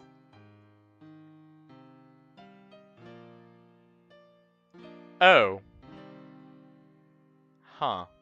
Did anyone tell him? God, there were a lot of people back then wondering what the hell happened. Sort of makes me wonder what happened if I were to step in earlier. Anyway. No solicitors! The loud voice roared. The dauntingly dark figure took a heavy step forward, emerging out of the dust cloud. It was Gunpowder, leader of the rogues. The Gabite took a claw and scratched its neck, while looking down to see the suave Minccino almost unfazed by what had just happened. Oh, it's just you, Gunpowder snorted. Nice entrance, Chill smirked while putting down the box. Though I think you ruined any future use in that nice door you had there. Yeah, I burst through that door all the time. Got a bit of a temper, they tells me. Gunpowder said while squinting towards the sky. Well, Chill started. Enough chit-chat. What you be wanting, little Machino? I've got, things to do, of the piratey sort. A grumble came from the Gabite as it looked around and uncomfortably shifted its weight. Chill knew what was up. He had noticed the tension in the air, and that Gunpowder was avoiding eye contact as usual. When he first met Gunpowder, he used to shrug it off as shady rogue traits. But now he knew Gunpowder better than that. He knew a lot of secrets about Gunpowder, some of which were unspeakable. Your kind can't be coming round here. It's bad blood round these parts. If in Devonshire call wind, the Rand stopped immediately after seeing the box on the floor. What you got there? As Gunpowder started to lean down and curiously nose at the box, a pair of rogue team members walking nearby looked over, noticing the two rivaling guild members. Gunpowder, seeing this, panicked and frantically started yelling, "What that, some kind of dirty rescuer trick? Ah, come to trick old Gunpowder and me old home, eh? When me wits and gods be down too. Well, here's what I think of that." The Gabite violently stomped a foot right down into the box. What looked to be a threat instantly turned to mush. A rogue bullying a rescuer. Nope, nothing looked out of the ordinary here. The rogue team lost interest and walked away. What manner of gobbledygook is this? Gunpowder looked down, shocked to see cake frosting everywhere. Gunpowder was expecting something inside the box, but not this. The cake was thoroughly ruined. Well, Chill started again, wincing. He was completely covered in the cake's splattered icing. I heard it was a special day, and... He paused, spotting a nearby flower. He quickly picked it up before continuing. I got you a birthday surprise! Chill seemed to beam as he presented the freshly picked flower to Gunpowder. Gunpowder was completely baffled. No one ever tried to be nice for no reason at all, especially to the leader of the rogues. Yet this little Minchino kept trying. If anything, there should be a bitter rivalry between the two opposing guild leaders. And while that appeared to be true on the outside, Chill was legitimately trying to be friends with Gunpowder behind the scenes. Maybe there was something to be had with this friendship thing after all. Maybe. Gunpowder finally snapped to and looked down. Wait, hold on. That's a lot of commas, wow. Gunpowder finally snapped to, and, looking down, extended a long claw down to the smiling Minchino and grabbed the flower. Sorry about the kid. No worries, it's cool. Now, if you'll excuse me, I've gotta go take care of business. The rescue leader shuddered, cake frosting dripping from him as he spoke. As a Minchino, Chill was absolutely hated having his fur messing anyway, but even in a situation like this, he was able to mostly keep his cool. As Chill walked off into the distance, Gunpowder stood there, alone in the entrance of the Devonshire law firm, still gripping the flower. Looking down at the cake's remains on the floor, Gunpowder noticed some writing. The destruction of the baked good was surely a sad sight to see, but through some miracle, the writing on top of the cake was still intact. Lifting an adorned eye patch, Gunpowder squinted and slowly read the words, "Happy birthday, friend." The Gabite let out a small chuckle and tipped its pirate hat, as if in salute. "Ya ain't bad, little Minchino. Thank ya, friend." You know what this reminds me of? Soldier and Demo Man during the war update. Actually, I need to see when the war update came out. TF2 war update.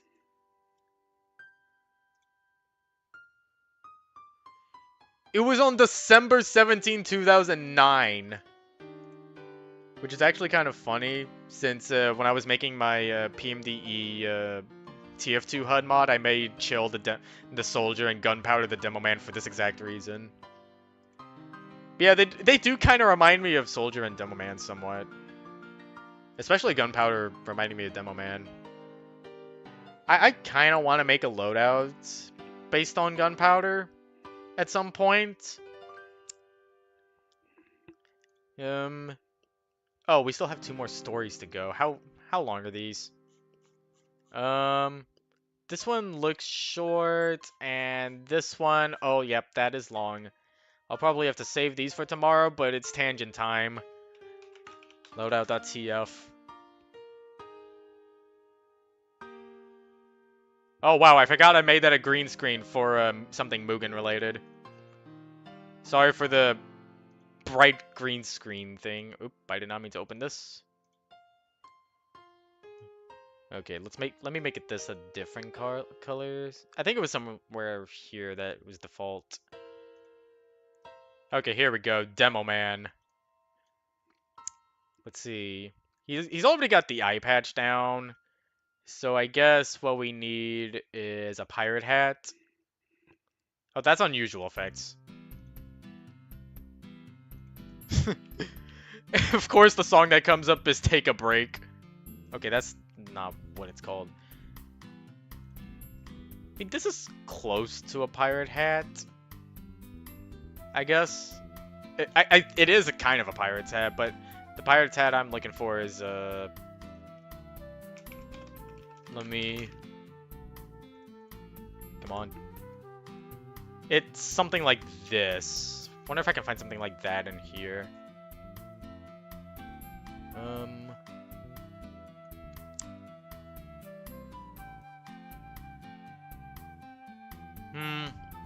I guess Pickle Paws could count as something beastly related. Wait, Buccaneer's Bicorn, that's right!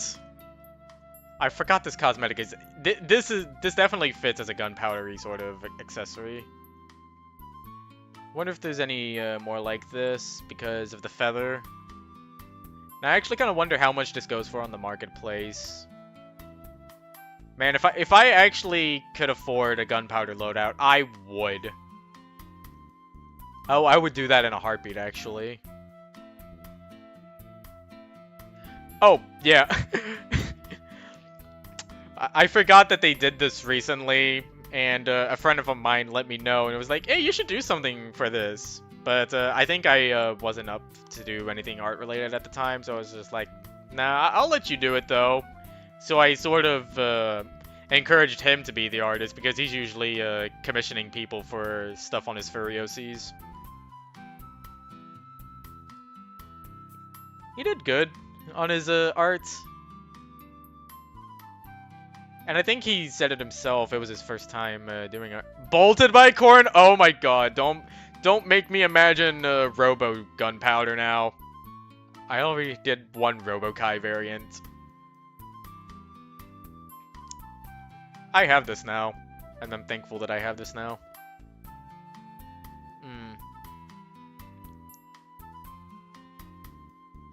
I don't see anything else that looks piratey. Except Captain Cardbeard Cutthroat. Nah. I don't think so.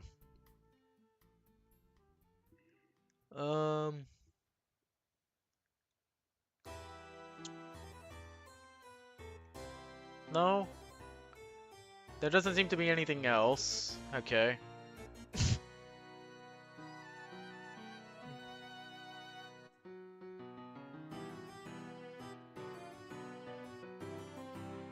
Trying to think, what would go good for the middle area?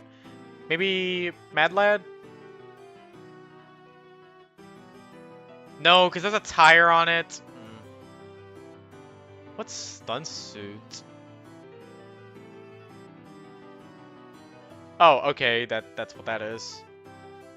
Lazy Lounger? Eh. Wait, what's this? Fleet Commander? Wait. Hold on. Wait a minute. Where's... I mean, kinda. The other one, though.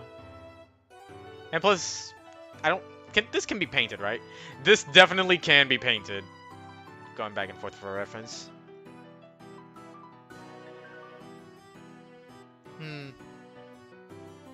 What's Commanding Presence?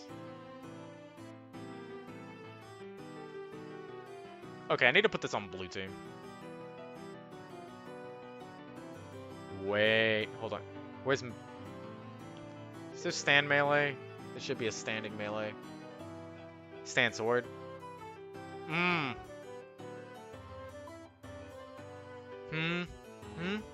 Maybe. I need to find that Bicorn again. Yeah, Buccaneer's Bicorn. It's a hard decision between this And that other one. That one I think you can get from the market. I don't know about Buccaneer's Bicorn, though. Let me look it up. Wait, I have Steam. I can look it up on Steam. Oh yeah, I also have the Birdman of Aberdeen. I pair that and the Man-Bird of Aberdeen together because it's funny. And also it's because it's two of the only bird cosmetics that I have for Demo Man. Okay. Market. TF2. Buccaneer. What? Oh, it's 2 C's. Ah, it can only be found. It can only be found on unusual and strange. Strange is going for $10 though, and unusual is at $35. Jeez.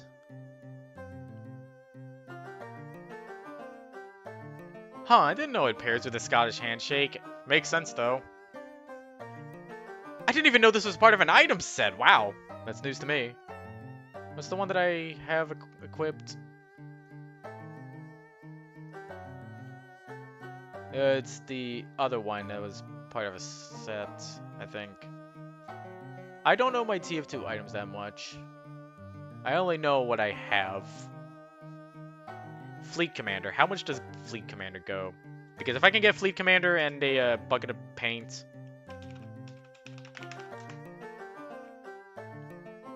A Strange Fleet Commander goes for 46.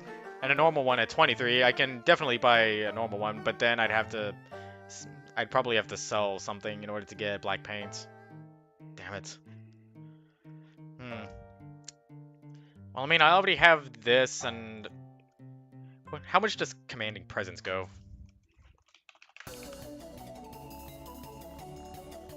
Commanding Presence goes for 52.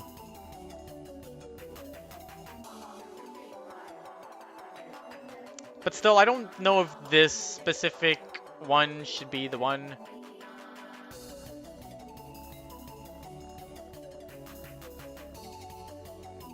Oh, I can sort that by slot. Good. How about Tartantaloons? Oh, baby. Yes. This feels like it. This definitely feels like it. I want to experiment with other stuff, though. Is there any, like, piratey middle cosmetics? Tartantaloons fit. Wait, Man of the Seven Seas! Oh! Yes. Yes. Oh, it's probably going to take a while. Because if Mission 3 was like this, wait until you see, what is it, Mission 6. Yeah, this is Mission 6. All of that. I gotta read a lot for that.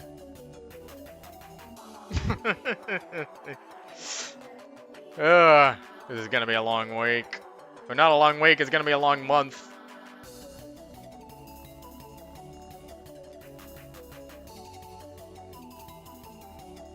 Kinda wonder Laddie's opinion on this.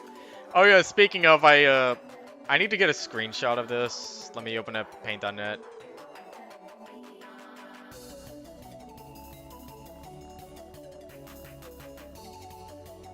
At least let me open up the paint.net that I can record on OBS, because I'm not sure if the newest version can be... So, the other day when I mentioned that one gunpowder image looked like he was doing the 6-7, I sent it to like 2 people, Latty being one of them. Let me... Where the hell is the EXE?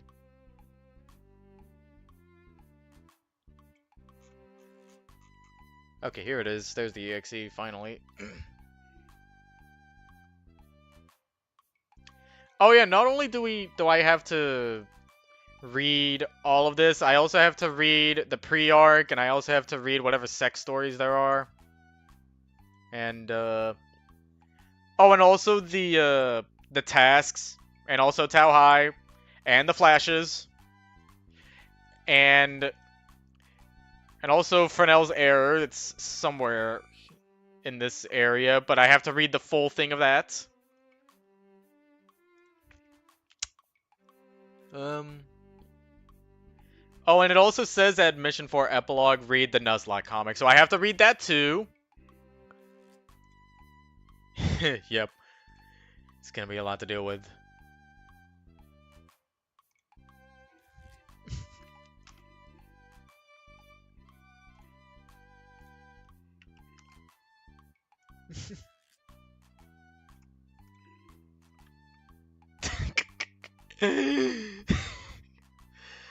I did not expect him to react like this, because when I showed it to two other people, one of them sent me an image of that one that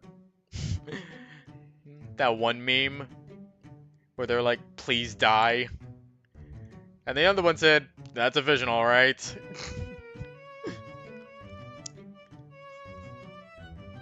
Let's see.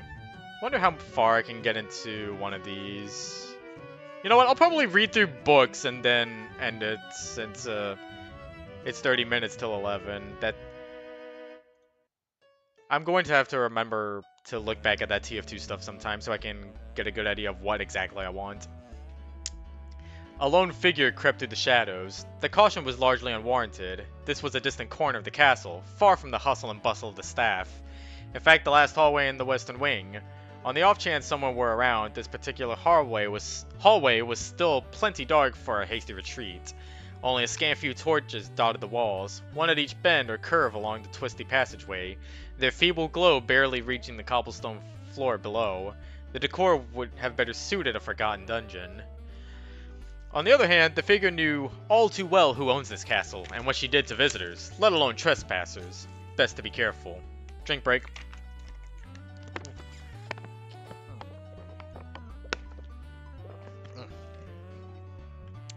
The corridor eventually ended at a pair of wooden double doors, framed on either side by the only healthy-looking torches this side of the kitchen. Despite that, the doors were hardly worth illuminating. Besides twin polished metal push plates, I can read! They were completely unadorned, not even a sign to indicate the importance of this room. The silhouette lurked at the edge of the torch's radius and traced its gaze along the stone archway fitted snugly around the doors. Not the slightest crack of light betrayed the room within, even along the floor. As far as he could tell, beyond here lay only darkness. Perfect. They'd be asleep now. Also, if you notice, Lexi wrote this. He stepped into the dim light, revealing himself for the first time, and touched a palm to one panel. The cool steel and the quiet tinkle of his claws against it. Brief, familiar sensations, and harsh reminders of why he was here. He stood there for a moment with a tortured smile before he looked back at the heavy, oaken door and forced himself to straighten again. Bracing against the icy floor, he gave the door a firm shove open.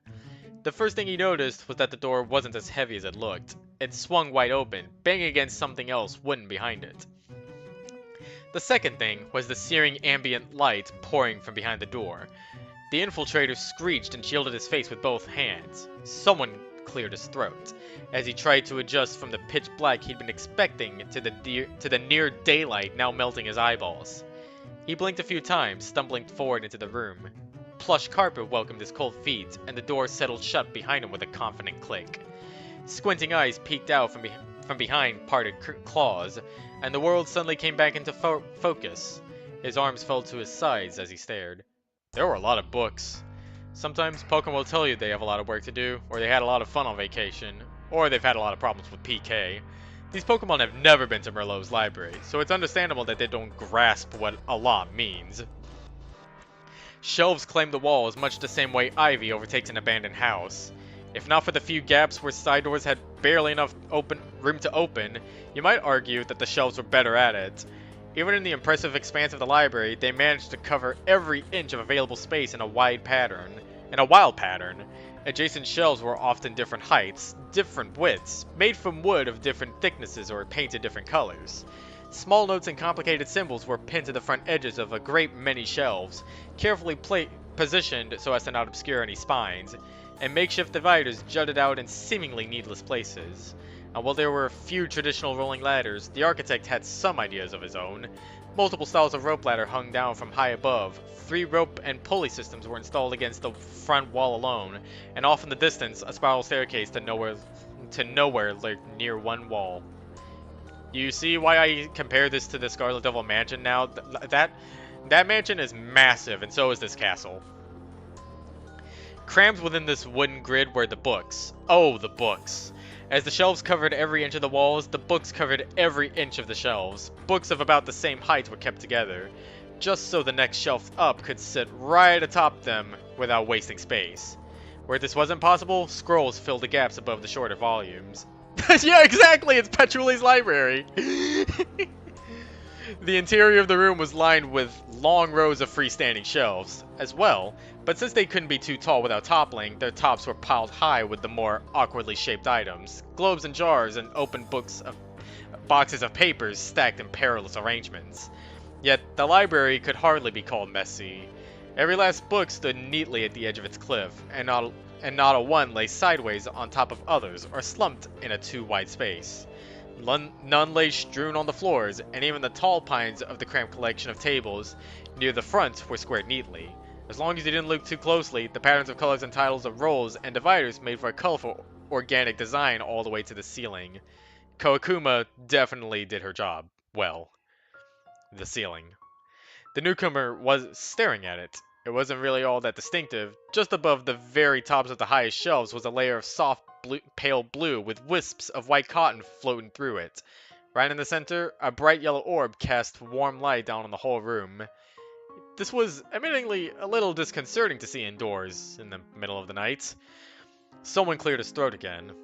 The stranger whirled around, claws tensing reflexively. In a luxurious high-back chair, stitched from fine navy velvet that clashed horribly with the bright red carpeting, sat an Eevee. He was slumped down far enough that the heavy book propped open on his waist obscured all but the ears sticking out above it. And the tip of his teardrop tail dangling off the far end of a similarly gaudy ottoman, one fuzzy hand gestured from behind the cover, pointing over to a sign several feet away. In large black letters was scrawled, "Quiet, please." Sky froze momentarily while two opposing instincts argued over whether he should run before the Eevee could call for help, or fight before the Eevee could call for help. But the reclining Pokemon showed no interest in calling anyone. The only motion he made was to shift his outstretched hand back to the edge of the open book cover. This was a little confusing for Skive, whose job description listed only running and fighting. At a loss, and feeling increasingly conspicuous, he asked outright, "You gonna call Merlot?" The response reflected all the enthusiasm of a teenager trapped in conversation with his parents. "No." The few moments passed before Sky realized that had been the entire answer. It didn't seem to be a lie or a trick, at least. The Eevee remained as still as before. The Sneasel stood as tall as... My god, I'm starting to get tired. The Sneasel stood tall as he'd seen his former leader do many times before, putting a brutish snarl in his voice and staring his opponent straight in the eye, or about where his eye probably was. "You're that librarian, Lexi, ain't ya? I need a book." Lexi traced his right paw up to the top corner of the page. He peeled a sheet delicately from the stack and carried it over to the left, wrist rotating delicately to avoid crinkling the paper where he gripped it. He let it fall, smoothed it out carefully, then replaced his paw on the cover once more before answering, "I bet." Sky frowned. Talking wasn't his strong point, and these non-answers were making him feel awkward. He really didn't like to feel awkward. Back to basics then. A dark gray blur closed the gap between the two in the blink of an eye.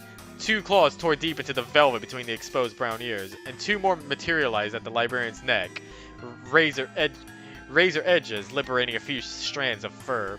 The slasher member perched on the armchair, peering down closely. "Look, you damn brat! I've heard of your little research project. Just spill what you know about dinos. I got one to kill, and I like it to hurt." Lexi pressed the book shut carefully, smoothing the covers together to keep all the pages flat, and placed it gently in his lap. Beneath it, his tail bristled slightly, but his expression didn't change. Half-lidded eyes met his captive's gaze, without quite focusing, the way you might not focus on a mouth fluttering past the field of vision. "The Pokédex is in my private collection, for which you need a library card." This was still not the expected reaction, and it briefly derailed Sky's intimidation route. How do you get a library card? A tiny hint of a smile cracked at the corner of Lexi's mouth. Prove your dedication to the pursuit of knowledge and best me in a battle of wits of your choosing. He looked the Sneasel up and down, and the smile faded before it really begun. Maybe ask a more learned fellow to give it a try. Learned? How the fuck do you pronounce that? Can you stop speaking like that? Skive snarled, splattering droplets of spittle across drooped eyelids. Claws pressed out against the smaller critter's neck, and two thin red lines formed in the cream-colored fur. Little smartass, let's see how smart you are without your head, eh? Lexi's face fell. Not my chair. The Sneasel reared up and snorted a laugh. About to die and worried about blood on your chair. He pulled his arm back and braced for a murderous slash. Arrogant little burning pain exploded along his back. Heat and flame poured from behind him, carving deep, black, scorched marks into expensive velvet. Skive screamed and toppled backwards off the armchair. He landed on his burned back, eliciting another scream and sending him clambering frantically onto all fours. He puffed and heaved, his icy body tensed and aching, his vision blurred by sweat and tears and pain. He blinked a few times and saw the purple Pokemon floating towards him, a chandelier that he hadn't noticed in his awe at the indoor sunlight. Lexi was standing on his chair now, moaning and carefully prodding the smoldering embers along the top. This is my favorite. Cal, you gotta be more careful, jeez. Caldera's voice came out warm but hollow, tinged by a barely audible echo. Appreciative as ever. If, when you're next in immediate danger of decapitation, I'll be sure to first reflect on the ramifications my intervention may have on the furniture. Afraid that thread was still alight, and Lexi gently pinched it out between two fingers. I'd be happier if your favorite move caused less, collateral damage. He glanced at his fellow librarian out of the corner of one eye and grinned. But thanks, Cal. The ghostly Pokemon floated a few feet away, purple panels glimmering with the light of the flame at its core. You know the strategic utility as well as I, and please use my full name. I'm quite aware how witty you consider yourself to be, but I'd rather not be subject to morphological dissection for the sake of your wordplay obsession. Now, whatever has become of your assailant? Skive saw it while the librarians were bantering. Far in the back of the library, framed perfectly between two rows of bookshelves, was an innocuous little door. It was about the little Eevee's height, the same mismatched color as the chair he'd sat in. For a kid so sure of his own smarts, he sure hadn't hidden his private collection very well. And so Skive had taken off. He didn't know much, but he knew Sneasels were impressively quick on their feet, and he was no exception. Wind breezed past his face as he raced down the alley between shelves, spines and cross hallways, a mere colorful blur as he whizzed by. He couldn't take on a chandelier, but he could get what he needed and be out of here before they realized what was happening. The door had no handle, so Skive simply slammed into it at full speed. Like the others, it swung open gently and clicked shut behind him. He glanced around frantically, pausing for only a moment to catch his breath. He needed to get the right book and leave, now. This room was definitely not as well kept as the main library. Perhaps twice the size of a nice bedroom. It was crammed full of books stacked in tall piles and stuffed haphazardly into a few shelves. Loose paper jutting out from many a volume and strewn all about the round table in the center.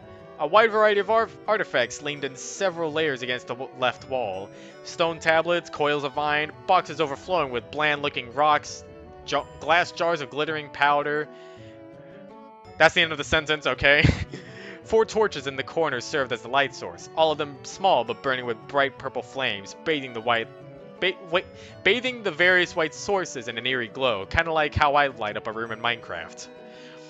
The only organized here was the white bookcase on the opposite wall, wide but not very tall. Skive crept closer to it and smirked. It was jammed full of thick binders, each sporting a name and a crude drawing of a different Pokemon on the spine. This was definitely it. He scanned the labels as quickly as he could. They weren't in any apparent order, except for having evolutions kept together, and Skive wasn't the fastest reader. Whoever drawn the pictures wasn't the greatest artist either. He could hear his heart pounding frantically in his head and feel it in his scorched back. And then he saw it, under the little scribble of what could have been a shaggy dog, Dino. Skive grasped the binder and yanked it from his place, knocking the adjacent Durant Zweilous onto the floor. He opened it and rifled through a few sheets to check. Notes, illustrations, more notes in the margins, arrows and labels and newspaper clippings and pages torn from other books. There'd definitely be something useful in here. Tucking the binder under one arm, he spun on a heel and burst toward the door at full speed. It felt like he'd been there for ages, though he knew it only had been seconds. With any luck, the librarians hadn't even noticed his absence. Even if they did, he could more than outrun them, both of them. The door slammed open as he sped through it and made for the library entrance straight ahead. He was almost there. A few more sections of shelves and he'd be free. He reached in a clawed hand. Something was wrong. The floor in front of him stretched out longer and longer. The doors seemed to drift casually into the background, but they were still right there. He grunted and leaned forward, running as fast as he could. His back throbbed and his legs strained to push him forwards. He could still feel the air brushing past. He could see each long stride if he glanced at the ground, and yet the other side of the room loomed in the distance, inching towards him at a snail's pace. As he stared at the approaching exit, the carpet and the surrounding shelves seemed to twist and curl sideways, skewing his perception further.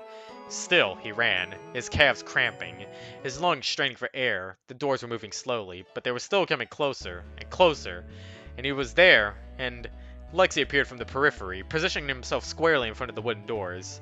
His tail was visibly frizzed, fur sticking out in all directions. I believe you have something of mine? The Sneasel snarled and changed course, aiming to veer around the unimposed Pokemon. Lexi casually stepped in front of him once more, crossing several feet of floor in a single stride. He held out a small hand. Please return it. Sky screeched to a halt and scrambled in the other direction. Whatever that Eevee was doing, he knew he was still faster. He could skirt the perimeter, find another exit. The place was huge. Surely there'd be more than one way out. If not, he could always Master Spark it. It took him a moment to notice Lexi was strolling along next to him, not even jogging, yet keeping pace perfectly. Sky snarled and swung wildly with outstretched arms, but hit only a brown blur as Lexi ducked and stuck out a foot. Skyve tripped and went sprawling, clutching his prize close to his chest as he tumbled across the carpet, each roll on his injured back feeling like another fireball hitting him. He climbed to his feet, hurt and panicked, and Caldera loomed in front of him. The Sneasel held the binder out in front of himself in the first strategic act of his life. Get back, or you'll burn this too! Only a couple feet behind him, Lexi barked out a laugh. This is an invaluable collection. You think we wouldn't fireproof the books while one of the curators is on fire? This hadn't occurred to Skyve, whose grasp of the elements was tenuous at best, but he made up for it in experience. Without a second thought, he flung the binder towards Caldera. The incoming flame burst hit it in midair and popped in a bright orange fireball, giving the Sneasel just the moment of confusion he needed. He ducked on the collision, grimacing and biting back tears as the heat seared his back anew, and crouched below the hovering ghost. Shadows clung to his claw, even in the bright light, and he leapt upwards with a snarl, grasping the Chandelier Pokemon from underneath and punching with all his might.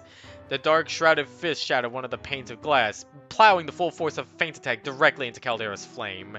There was a sickly, empty noise, the sound of the wind blowing out a candle, amplified many times over, and Caldera crashed to the ground, flames flickering weakly. The library lay quiet. Skyve limped over to the Dino binder, which lay open on the floor. Sure enough, it seemed to be in perfect condition.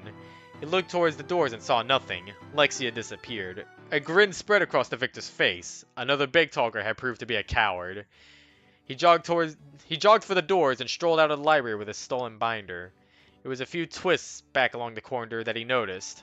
The sound came from the walls. Quiet. Distant, but definitely there. If his own footsteps hadn't been silent, he might have missed it. Sliding cautiously up the brick, Skyve pressed his ear to the wall.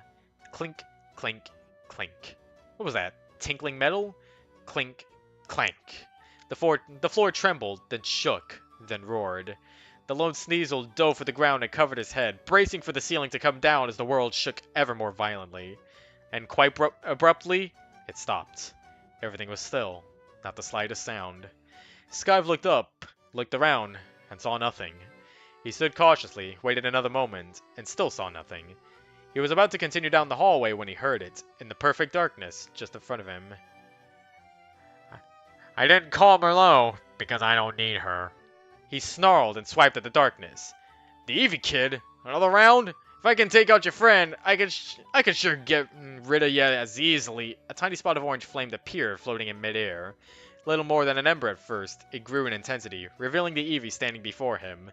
His expression was the same, but his tail quaked with rage. Individual strands of fur pointed out so sharply that they glistened in the strange light. Do you know how fire attacks work? Fire... what? Skyve took a step backwards, but his heel bumped into a wall that hadn't been there moments ago.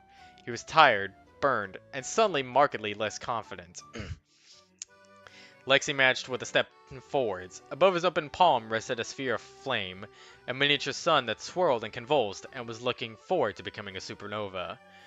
I don't understand it myself. It's a funny thing, being able to do something but not knowing. I don't like it. He regarded the spinning, burning orb with a genuine appreciation or respect. Our current theory is that we extract flammable gases from the air, then ignite them with a spark of some mental energy. Sheer force of will, if you like. The orange glow took on a dark red hue, flames licking out the underside of his hand between his fingers. That's how the library is lit, you see. It's just sunny day. We just had to get the air to resemble the upper atmosphere well enough, so the effect would persist indoors for more than a few minutes. He chuckled to himself. Merlot. She scoffs at it every time she comes by. She says I should get outside more, too. I tell her this is my compromise. Wow, Lexi needs to touch some grass. Skive growled and flexed his claws, tired of being ignored like this. As far as he was concerned, being in the Slasher gang still meant something, and this little punk was the last Pokemon who could take that away. Listen, you loudmouth cretin! The librarian's demeanor shifted in an instant, bored eyes suddenly quite focused, glaring past the Sneasel's claws and through his eyes and into his very core. This is a library! His paw drew back. Quiet! Please! He threw. The dark little passage exploded in flame.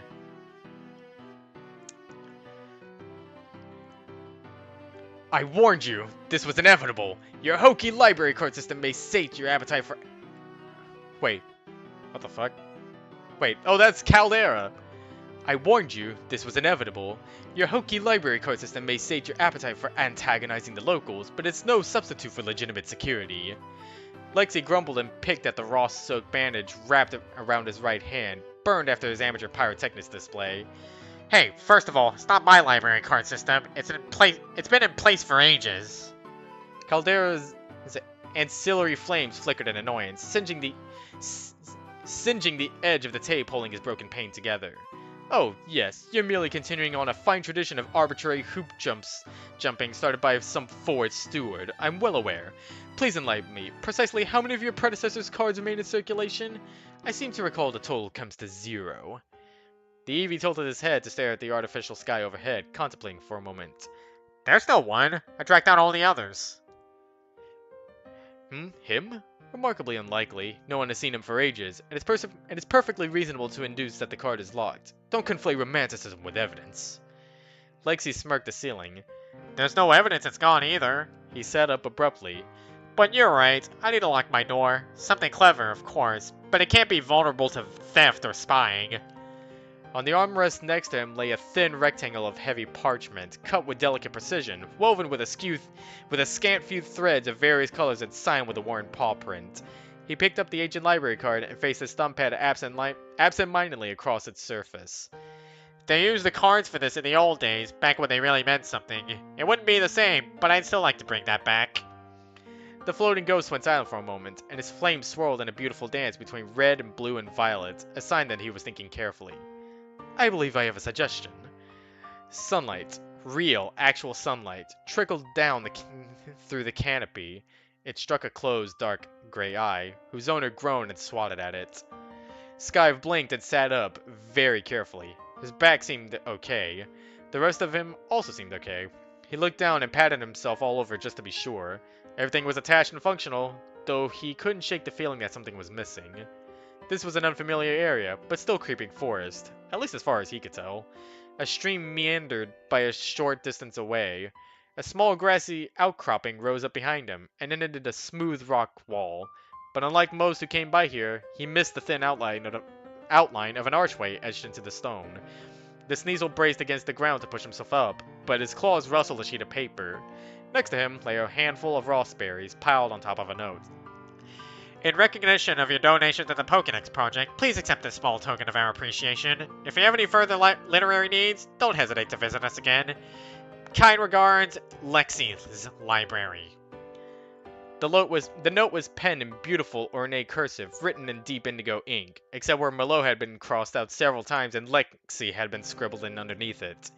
In a binder on a shelf in the back of the library, at the end of the last hallway in the western wing of Castle Jack Lugia, a fresh pink Sneasel feather was carefully preserved. pressed between two thin translucent sheets of paper with a few notes jotted on top. Yep. So that's Lexi and Caldera for you. I hate reading their lines. Jesus Christ. Also, Lexi is the only character on the wiki who breaks the fourth wall. And it's intentional. And they even have an in-universe stub for it. I think that's what it's called. Or is it a template? I can't remember. But I kind of do like this clever sort of thing. Describes a work or elements of fiction in a primarily in-universe style. Please help rewrite it to explain the fiction more clearly and provide non-fictional perspective. But still, I don't like Lexi. And also don't get why this is the only one of the pages that needs this sort of joke, even if it is a bit clever, I think. Wait, why'd I go here? I'm not even done with this. I still have this to go through, but I'm not going to have time for that now since it's 11 and I need to get to sleep. So, yep. Thanks for coming by on day 3. It was almost not possible because of that outage earlier, but just in time, I made it. So, yep. Good night, and see you all tomorrow, and hopefully that outage thing won't occur again. I sure